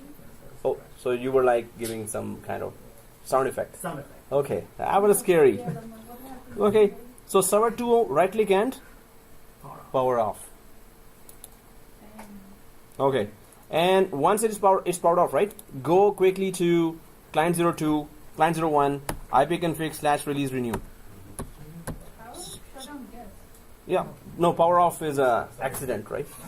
So we're creating that accident. So release and renew now. Hey, so it should get an IP from server 1, right? No. No. Why? The scope is DHCP is deactivated. disabled. So where should it get the IP from? Link it. Nowhere. No one. Nowhere. So what IP should it get? Release? What? A PIPA. What is a PIPA? 127. 197? 160. 127. Again. 169. Papa. Throw something. Let me make it hard first. No, no, no. Oh, okay. Good. So guys, a PIPA is what? Automatic private IP addressing, which is 127.0.0.1, right? No. Now I wanted to say yes, like this. No. Okay. No, it's 167. 160. No, it's not 167 as well. It's 169. So 169.254.x.x. Why is it not renewing right now? Obviously, it can't find a working DHCP right now. So you're on call, suppose, and you need to do the first step. So you were like sleeping, and then there's a call from the ops department. They say, "Hoi, hoi." No, it's not hoi. So it's, "Hey, the server 1 is down, server 2 is down." So what do? Tell me. Step 1. You get out of the bed, right? Okay. Step 2. Remotely connect through VPN to which server? Server 1. Server 1, and do what? Activate the scope. That's it. Let's do that. Activate the scope. So you're on call. Activate the scope ASAP, right? So you know it will work right away. Deactivate the scope first for server 2 and then activate. No, server 2 is Refresh it. Okay. gone. You're not gonna even see that now. So if you go to server 1, so first of all, I would run to server 1 and I will click this scope of server 1 and just activate it, right? So all the clients will be like, yay! Second thing is, let's go to server 2 and simply refresh that. Server 2, click that and refresh. And that's it. It's looking for it. Because it's crashed, it's going to keep on looking for it. There's a clock sign here, right? So, but we did enable that, activate that scope on server 1. So is it working? We go to the client. It is. Is it? Okay, Control C out of that. If it's on renew, Control C out of that and click. Oh, release. Oh, renew. 63. 62. 63 was the one you got before as well, right? Cool. So I got 62 because I got that before, and you know DHCP remembers because DHCP saves the MAC address of the client once it gets that until the lease time finishes. And the lease time for our DHCP is, anyone remembers that? 8 days, exactly. Lease time for DHCP is 8. So guys, we understand it. Okay, yeah, it's manual, right? So now what you try to do is, first of all, yep, hang on, I'm hanging. Okay, that's hanging state. Yeah. Oh, whoa. Yeah, I should not even pretend that. All right. So let's start server 2 and make it 50-50 now. How do we do that? So 80-20 till now we were playing 80-20, right? How do we make it 50-50? Which means we are active. We need active servers now. Yes. Pretty easy step now. I think you may know that now. So first of all, Go to the same setting uh-huh, and then changing over there. and changing over there what? The That is split scope. Change what? scope. No, the IP address is changing. The IP. Change the IP address from 192.168 to 10.0.0 scheme scope, right? Just realize that I'm trapping you right now, right? Yes. Oh, by now you should know, right? So, Split scope. Mhm. So guys, do we have to do it again, or can we edit the previous split scopes setting and just change 80-20 to 50-50? What about configure failover? Failover is the next topic. Added that. So server 2, I'm logged in, right? Everyone logged in server 2 with NetAdmin.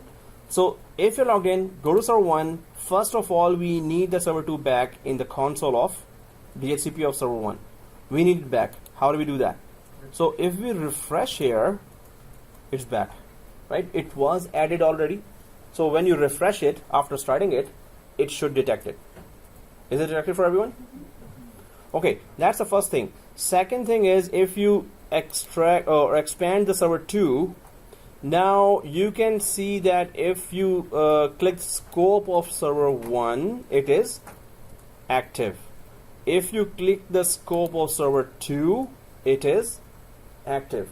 But one has 80% of IPs, second one has 20% of IPs. We don't want that. We want 50-50. How can we edit that? Is there any editing area there to change that?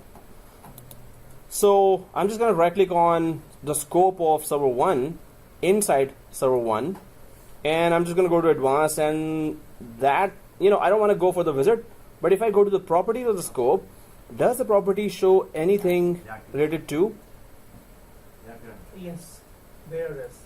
where? IP address, start IP and then. So that's the full range of IP. That's the full range, right?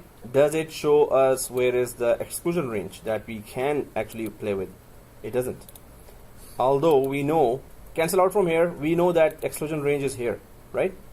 So instead of, it's a very small configuration here. We don't have to actually play with the exclusion range. We delete the current, split scope setting, and we just recreate a new one, but this time 50-50. That's the easiest way to go. Otherwise, you can double click that, go to, actually exclusion range might not let you edit that. If I just double click that, there's a delete or refresh. there is no way to edit that. The main thing, we cannot edit that. Once we configure split scope, we want to change it to 50-50 or active-active. We go delete this one. So how do we delete the split scope? I think Sir, if if you right it click is- on address pool Mhm. and choose new exclusion range. So and then delete the previous Yeah, Huh? right click here. No, on the address pool. address pool. Oh, Right this one. Yeah, right click new exclusion range. We can calculate it ourselves. So suppose there are 1,000 IPs. So we can do it manually as well.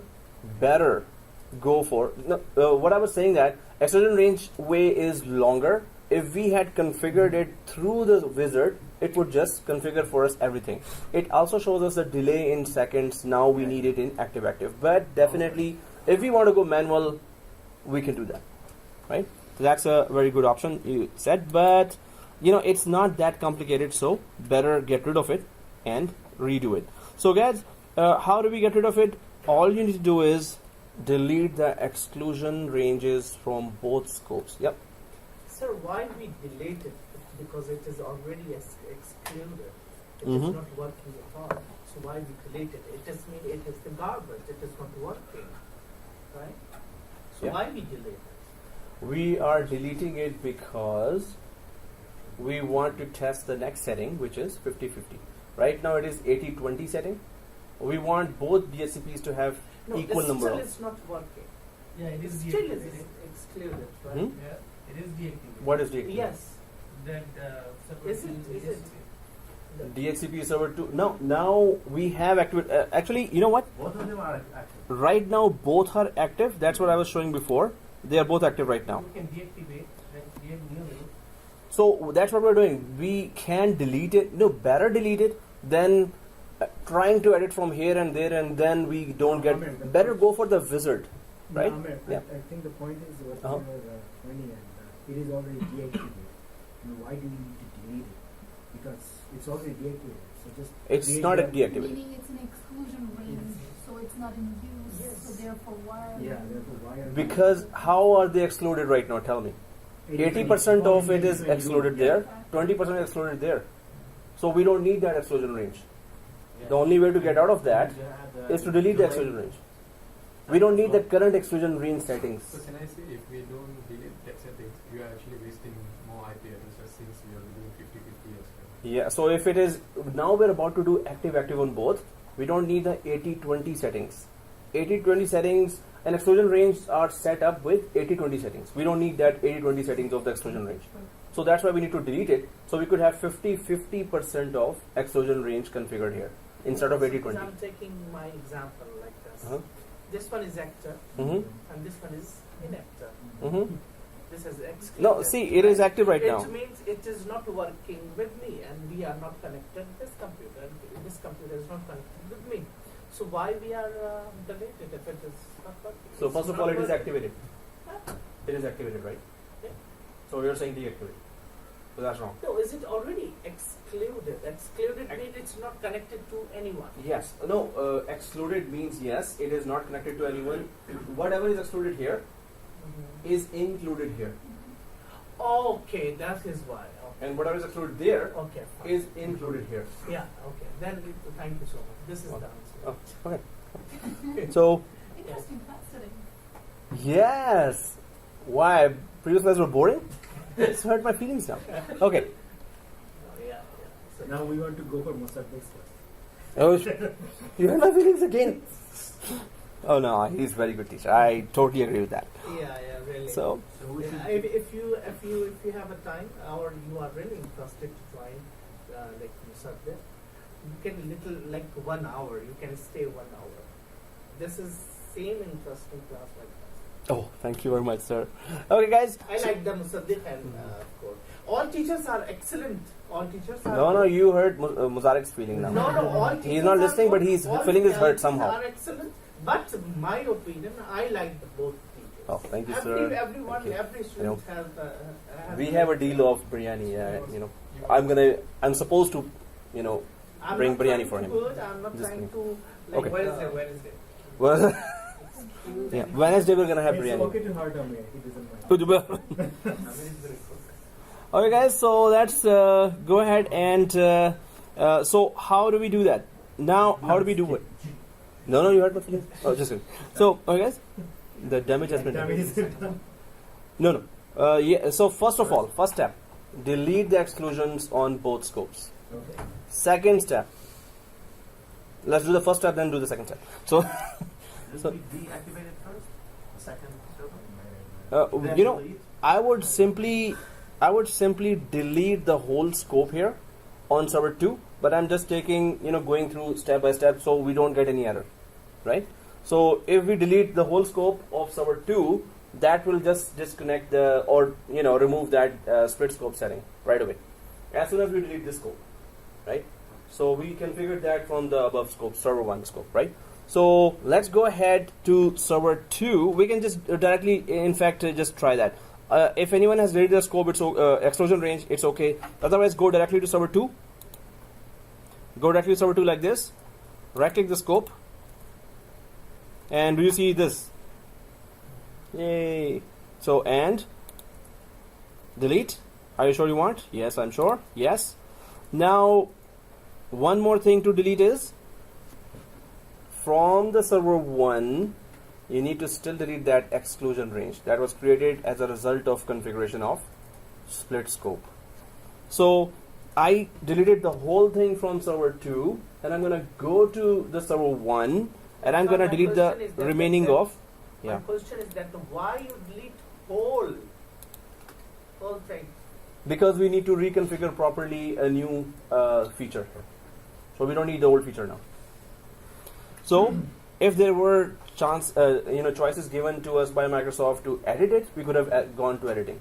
But we don't have any choice. It's a basic service. It's not a complicated service.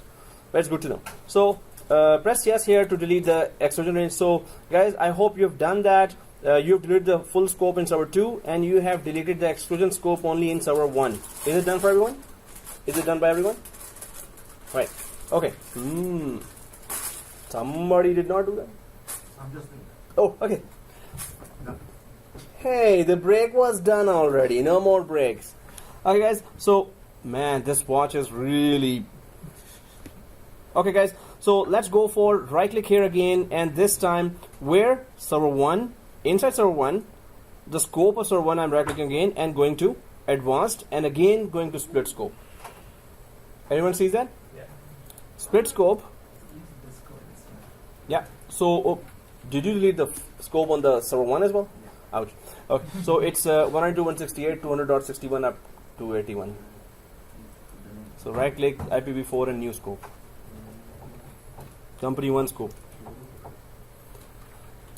So we just need to add the partner just like before. Add server and server 02. I'll just directly type here. Right? Type here server 2. 61 to 81? 192.168.200.61 up to 192.168.200.81. Press OK here. Server 2 is adding. And this time, put it on 50/50. Somebody. This calls for Kanafa party. Okay, so server 2 next.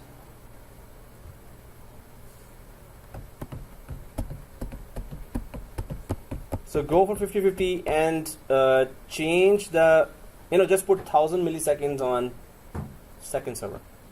So here we now are back here. Before we went for 80-20 rule, now we're going for 50/50. This means both have to be active, but we are trying to make sure that the first one always responds, right?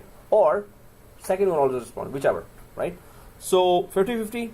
If you put that 50/50, click next. Now here we can actually check this feature now. So do you want to delay the response from first server or the second server? This is just depending on us. Maybe the first server is a high-end server, it's a new hardware, second server is a low-end, or there could be any reason. So let's go for the second one and just put 1000 millisecond here.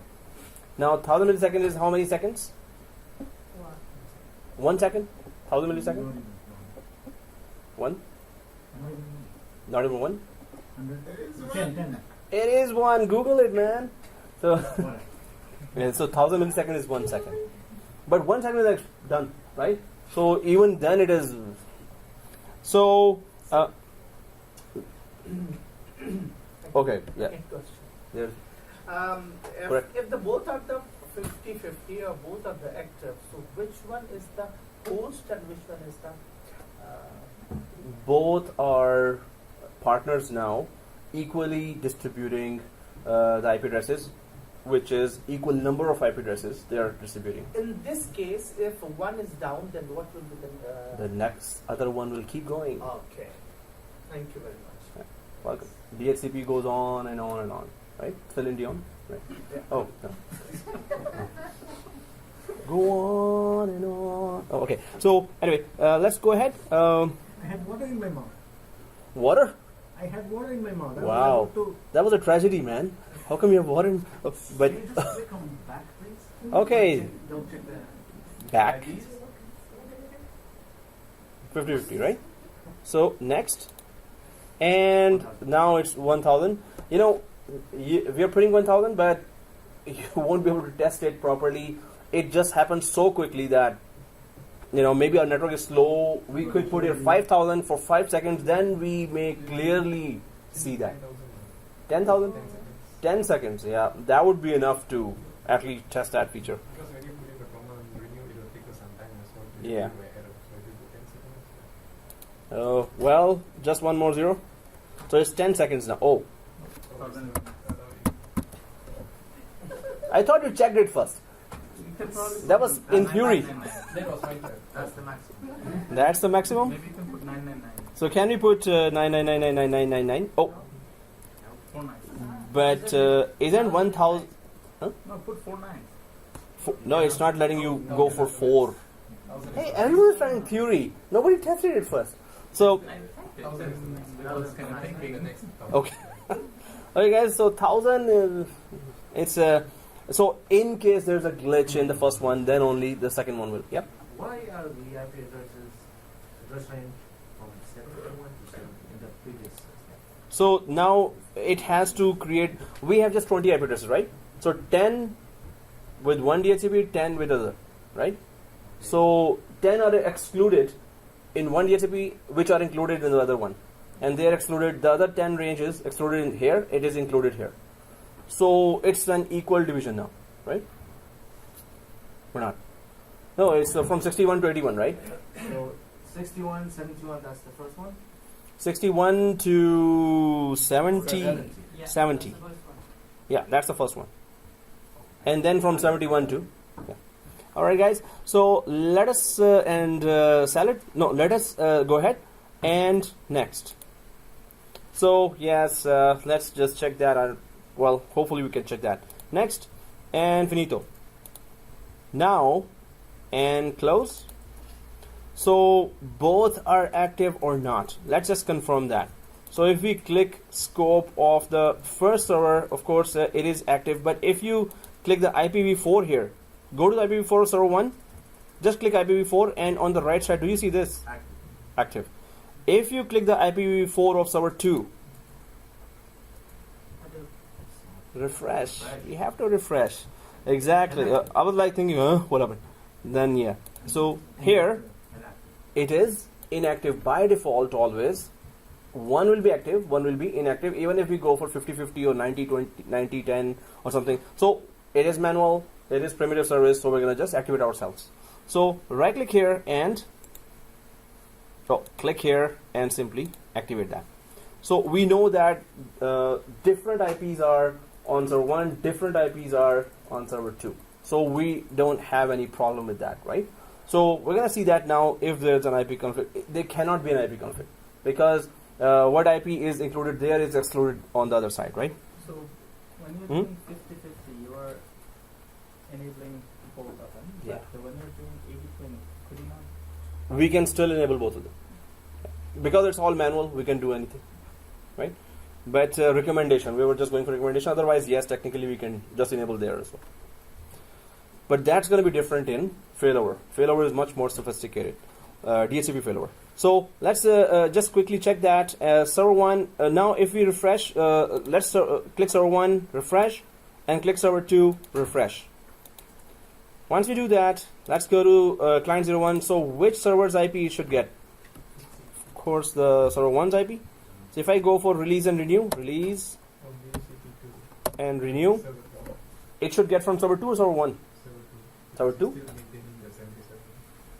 It's still, you're getting from server 1? So I think it will be Server 1. Should be server 1. What? Because- 1000 millisecond. 1000 millisecond delay, but you're getting 77, which is from Second server. server 2. And when you do ipconfig all, it is giving you 2, right? So release renew, did you do that? So you can restart as well, but it's gonna stay the same actually. Yes, it takes some time, I guess. We can go back. Yeah, we can do that. Alright guys, so active also works, but if you want the IP to be changed to server 2, what do? If you want the IP to be coming, for me it is coming from server 1. I want to, huh? Deactivate server. Well, yeah, on the server side, we either deactivate. What? Any other way to remove that IP? Oh, I just want IP from server 2, not 1. If from client side you think that, can you do that from client side? Can give it a select. Oh, other than that, you have to wait for the lease time to finish, right?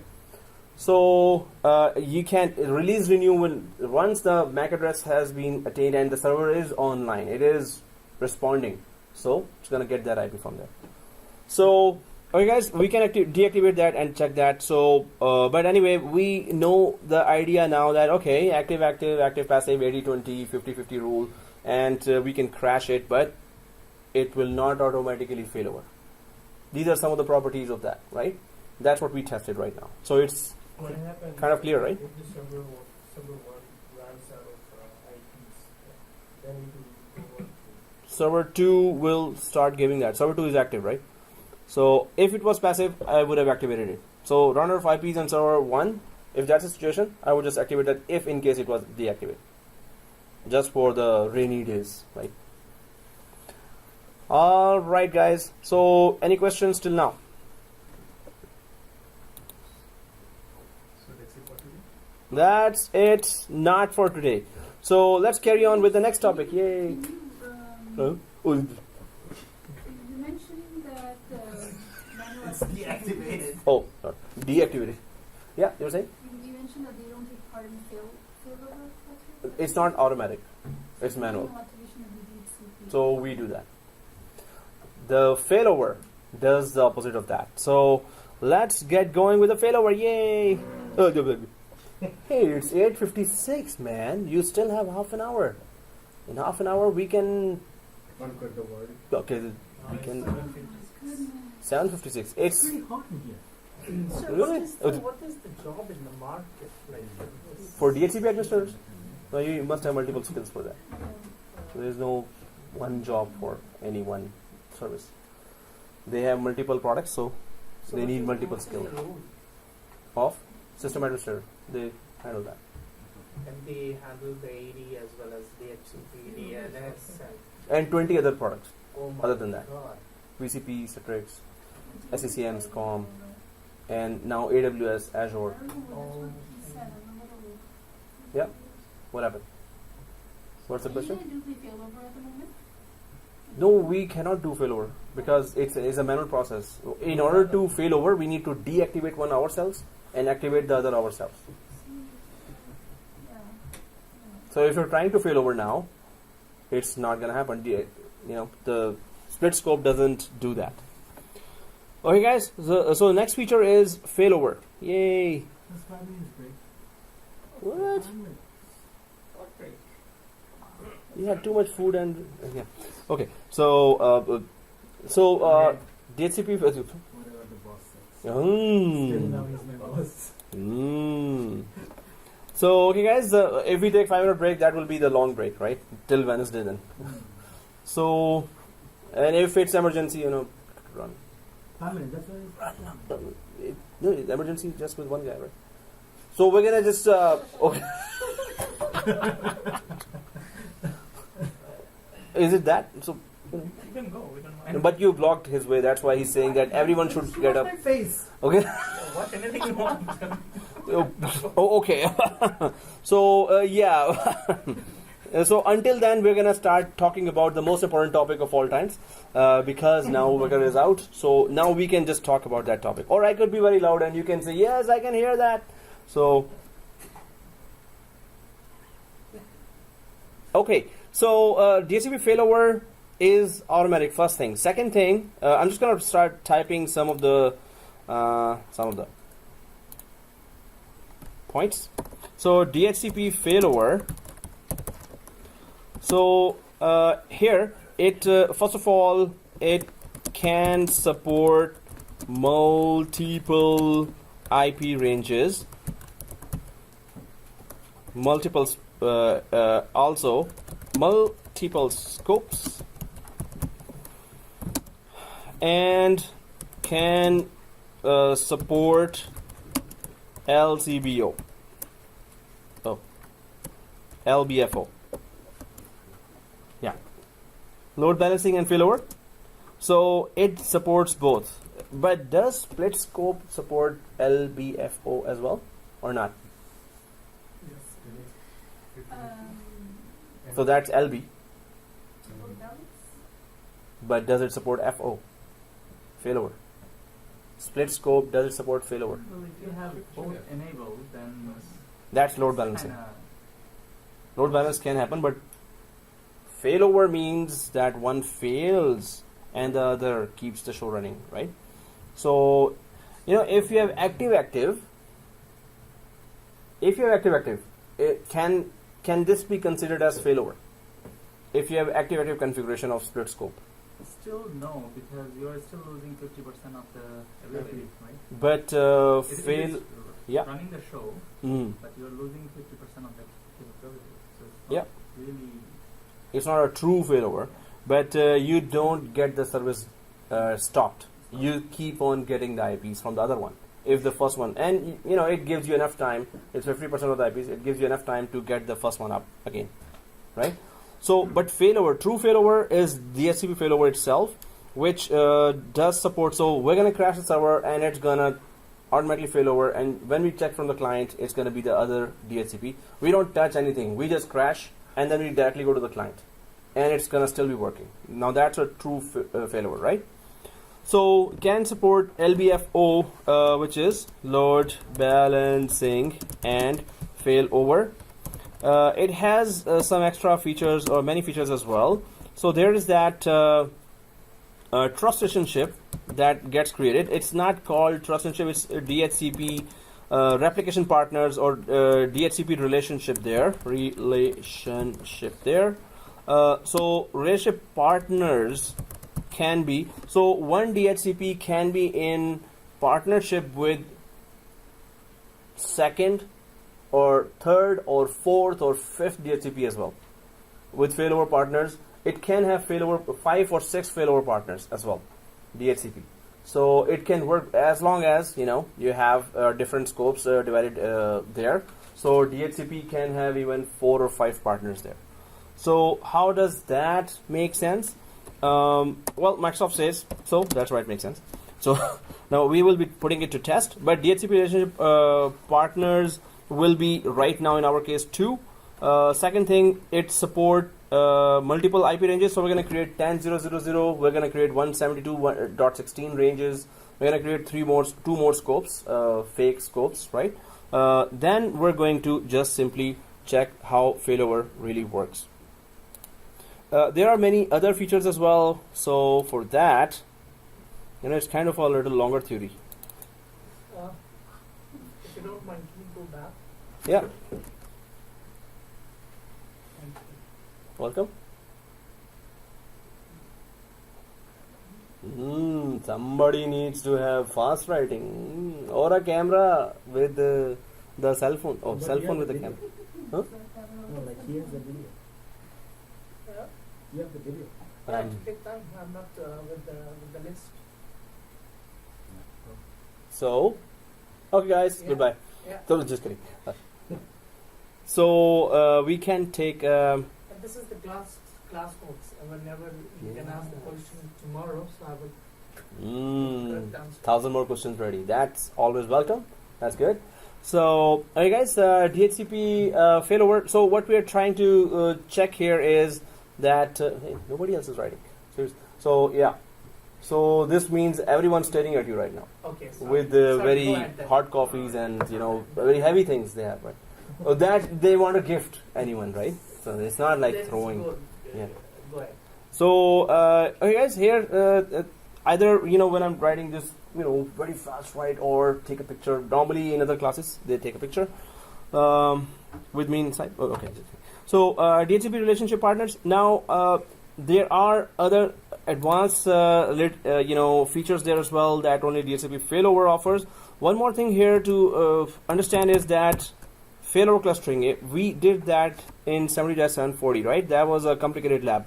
So failover clustering, if that is configured, so that is different. This DHCP failover is different. So failover clustering, we had two servers there, and we were trying to there were one disk or that remote storage or LAN that we had, and that was attached to this two servers here. So you could have, so this was the failover cluster one, active one, failover cluster active server, and the other one was passive, right? So that's what we tested there. We crashed the server as well, and it was perfectly redundant. So in that case, we were checking the list. There was Hyper-V. You could put it on top of that. You could put a file server there, but you could also put DHCP on top of a failover cluster as well, right? So, but if failover cluster is already configured there, then you can do that. But your boss will never say that, hey, we want DHCP to be redundant, so can you configure a failover cluster? Failover cluster is a very complicated setup, right? And you need SAN device there, and you need then a lot of prerequisites to be configured. So DHCP is a kind of a small feature to go for. So maybe you want to put SQL server there or Exchange server, which are very big enterprise applications for failover cluster, then it makes sense. But for DHCP, failover cluster, if failover cluster is already there, you can put DHCP. But if it is not there, you don't want to create such complicated high availability solution just for DHCP. So that's why DHCP has its own split scope and failover. Its DHCP failover is a separate inbuilt feature of DHCP. So this would have been a more failover cluster works perfectly, right? It's the perfect solution by Microsoft for high availability of any application that is put on top of failover cluster. So in our case, we still have that scenario where we have just two DHCP servers. All we need to do is that have DHCP on the first server and have DHCP on the second server, and simply configure failover feature on top of that, right? So for that, we just normally that's the prerequisites we already have. We just need to configure it and test it, right? So well, we can do that now, but there's some theory session, theory part that I needed to cover, and that's kind of long. My brain needs a failover. Brain needs a failover. So we can discuss that boring theory when we are at the peak of our no activity. Theory is not boring. Yes. Theory is never boring. Exactly. Boring at It's all. always we're learning something, right? So even if we are half asleep, we are learning something. So okay, guys, Theory is here interesting. exactly. So let's just go for that theory, and please watch that video before coming to the next Wednesday class, and so we could just continue with that. So good. That was a threat message. So if you carry on any further, teacher, okay. Well, It's 9:10. How can you start a new theory for a new topic? Like that. like that. This picture is good, right? So when network goes down, when DHCP, Like this. yeah, he's actually this right now. Oh, no. Okay. Okay.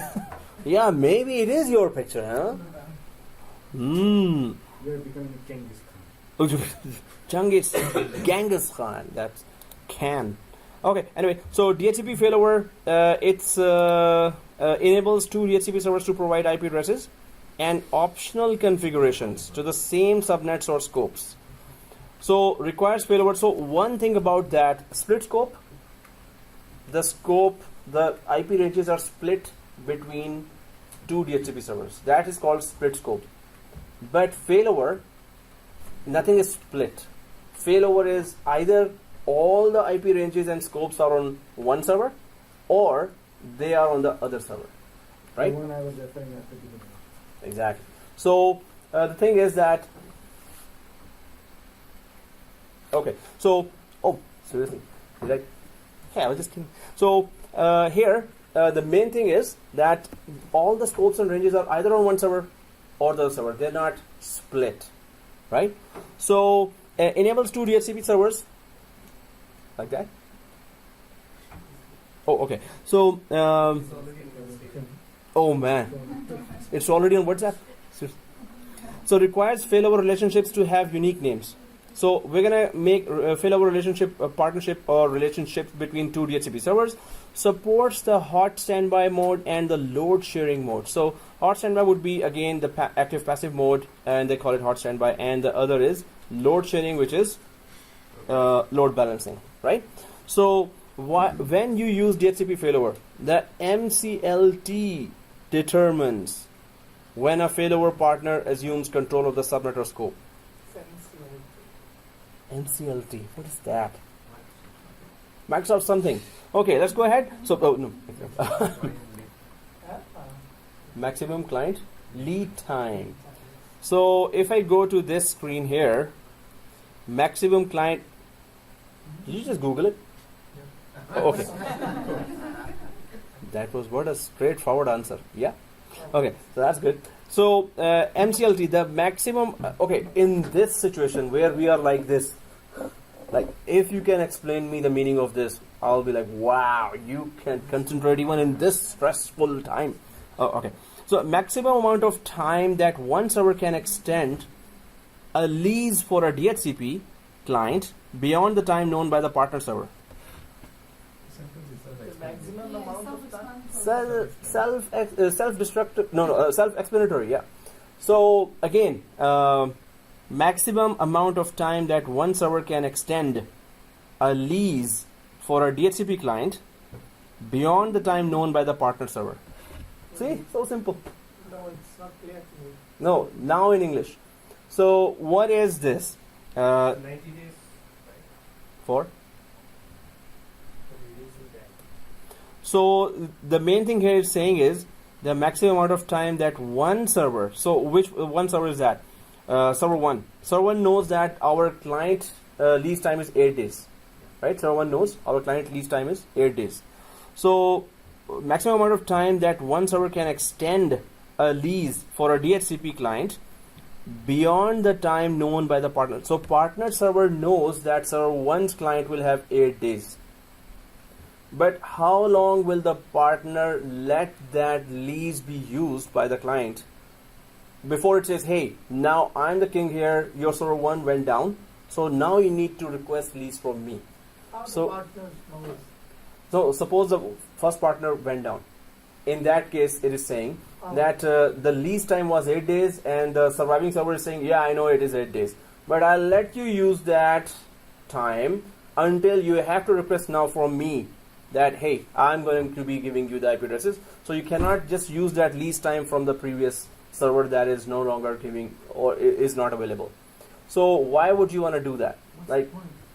What's the point is that suppose that lease time, maybe that client is connecting to some application with its own IP, and as soon as the lease finishes, IP will be taken away, right? Normally with DHCP, that's not the situation, but it's just saying that if you want to want the client to stay having that IP, keep having that IP for a longer time, even if the DHCP is down, then yeah, so the other DHCP server will let it use that lease time or extend that lease time for it, or let it keep that IP until it says, now I'm the boss here, so you have to just get the IP from me, right? Can't we just change the DHCP No, DHCP is, option? suppose it's down, then So in that case, how long the client can still use its IP while DHCP is no longer giving that service? It's failed over to the other one.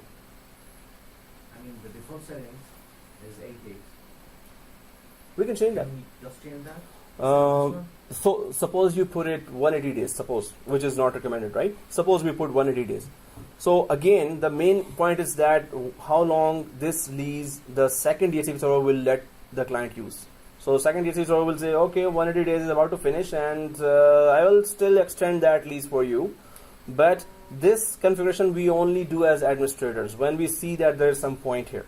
There is some business productivity related point here that let the client use that lease even if its server has failed over from which it got the lease. Let it keep using that.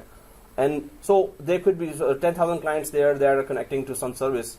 So you may want that time to be extended to half an hour more, 1 hour more, so they're still connected. Once the IP changes, maybe some service disruption happens on the client side as well. So in that rare case, it just says that, okay, keep the lease time for the client, right? So that MCLT, the maximum amount of time that one server can extend a lease for a DHCP. Now we're gonna forget that when we continue the lab, continue the topic on the next. So please do see the video before coming here. I'm sure nobody will do that. Oh, just kidding. I'm sure everyone will do that. I have complete faith on myself. The last 5 minutes. Yeah, especially last 10 minutes. Please watch that, right? So, but I'm going to be doing a recap, but it will be a brief recap. So, name of the failover relationship, the name of the. So, when we create a failover server, it's going to say which server are you going to be creating a failover relationship with. So, server 1 will be creating failover relationship with server 2, right? So, second thing, partner server, of course, whichever server is the partner server. So, these are the terminology that we are just going through. Mode, the type of DHCP failover mode chosen, right? So, either it is hot standby or load balancing mode, right? Reserve percentage, the percentage of IP addresses in a scope that are reserved for the hot standby server. What is that? This is easy. Let's see who figures that out right away. What is reserve percentage? It's very easy. The other name is? Huh? Oh, okay. Reserve That was correct. Yeah. Reserve means we reserved some the range like amount like the 1 to 50. This is the Reserve. amount we can reserve for that. So that is, in other words, it is called passive, Yeah. right? Passive server. Those are static. No, the within the DHCP. So in DHCP failover, there are terminology they are using, but they are referring to just passive server. That's it. So reserve percentage is always kept by a passive server. They are reserved. It is reserving it. If the first server goes down, the other server will take over. MCLT again, how much client can use that time even if the server failed over.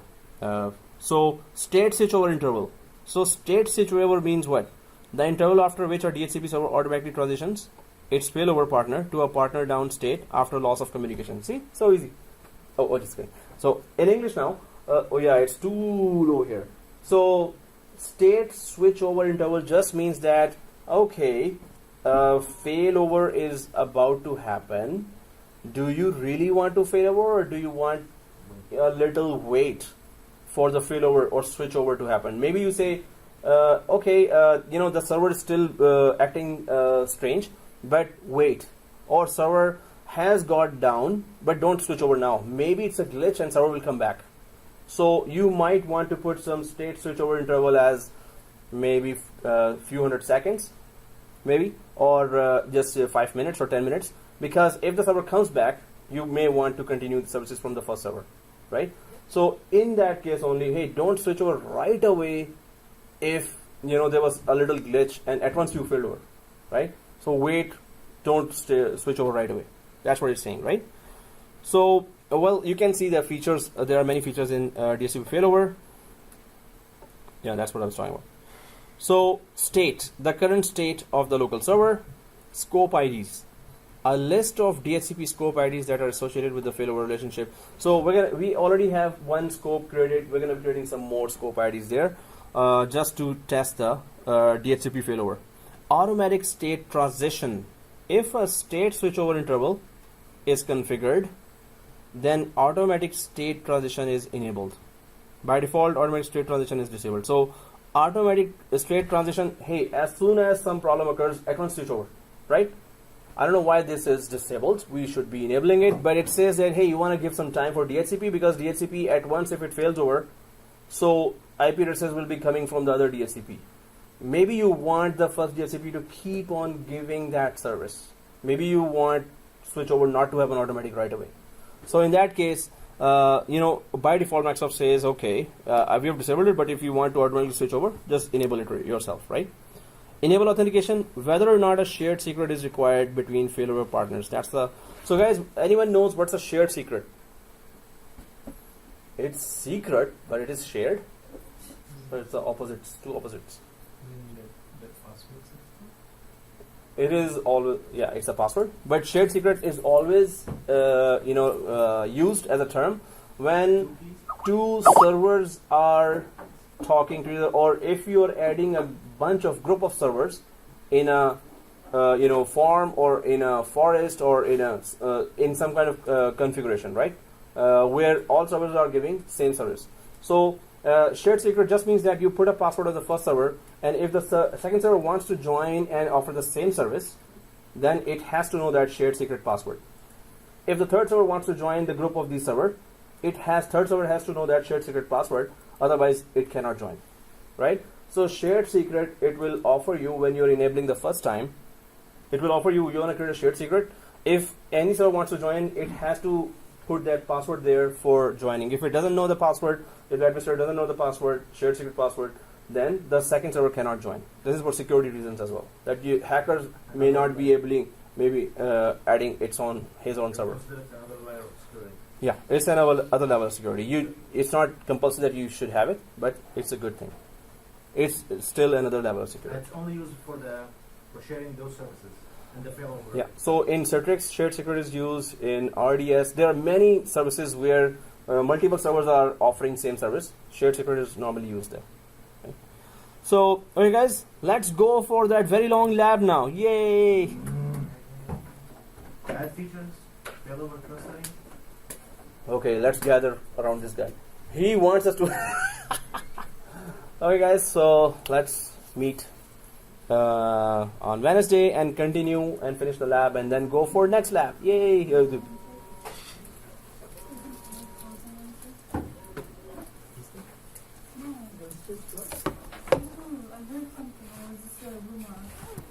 Yep, it's a rumor. What? Oh.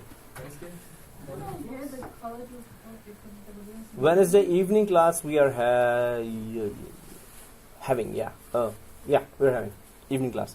Morning there's maintenance going on. Maybe they will pick out all the cables and by evening they will just assemble it again. Maybe we should give them a bit more time. What?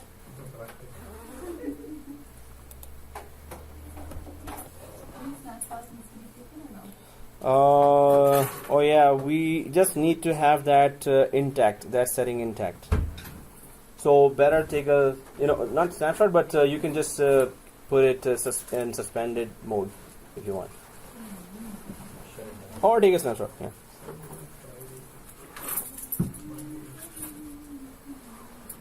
Is anyone coming tomorrow? For the class? Yeah, no, for practical. Which one? This one. Because I would like to capture with you guys. Any help? No? Which one? Tomato ketchup or mango ketchup? Okay. Next class. Okay, everyone, do not eat anything before coming to next class. Man, Sabah is in a, I thought it was today. So you did not eat today? Because of Amir. Oh, oh, okay. But Wednesday, yeah. Sir मुझे उसमें join करें. Oh, okay. Will do. आपके email क्या? AHK. AHK, yeah, that one. So, I'm still recording.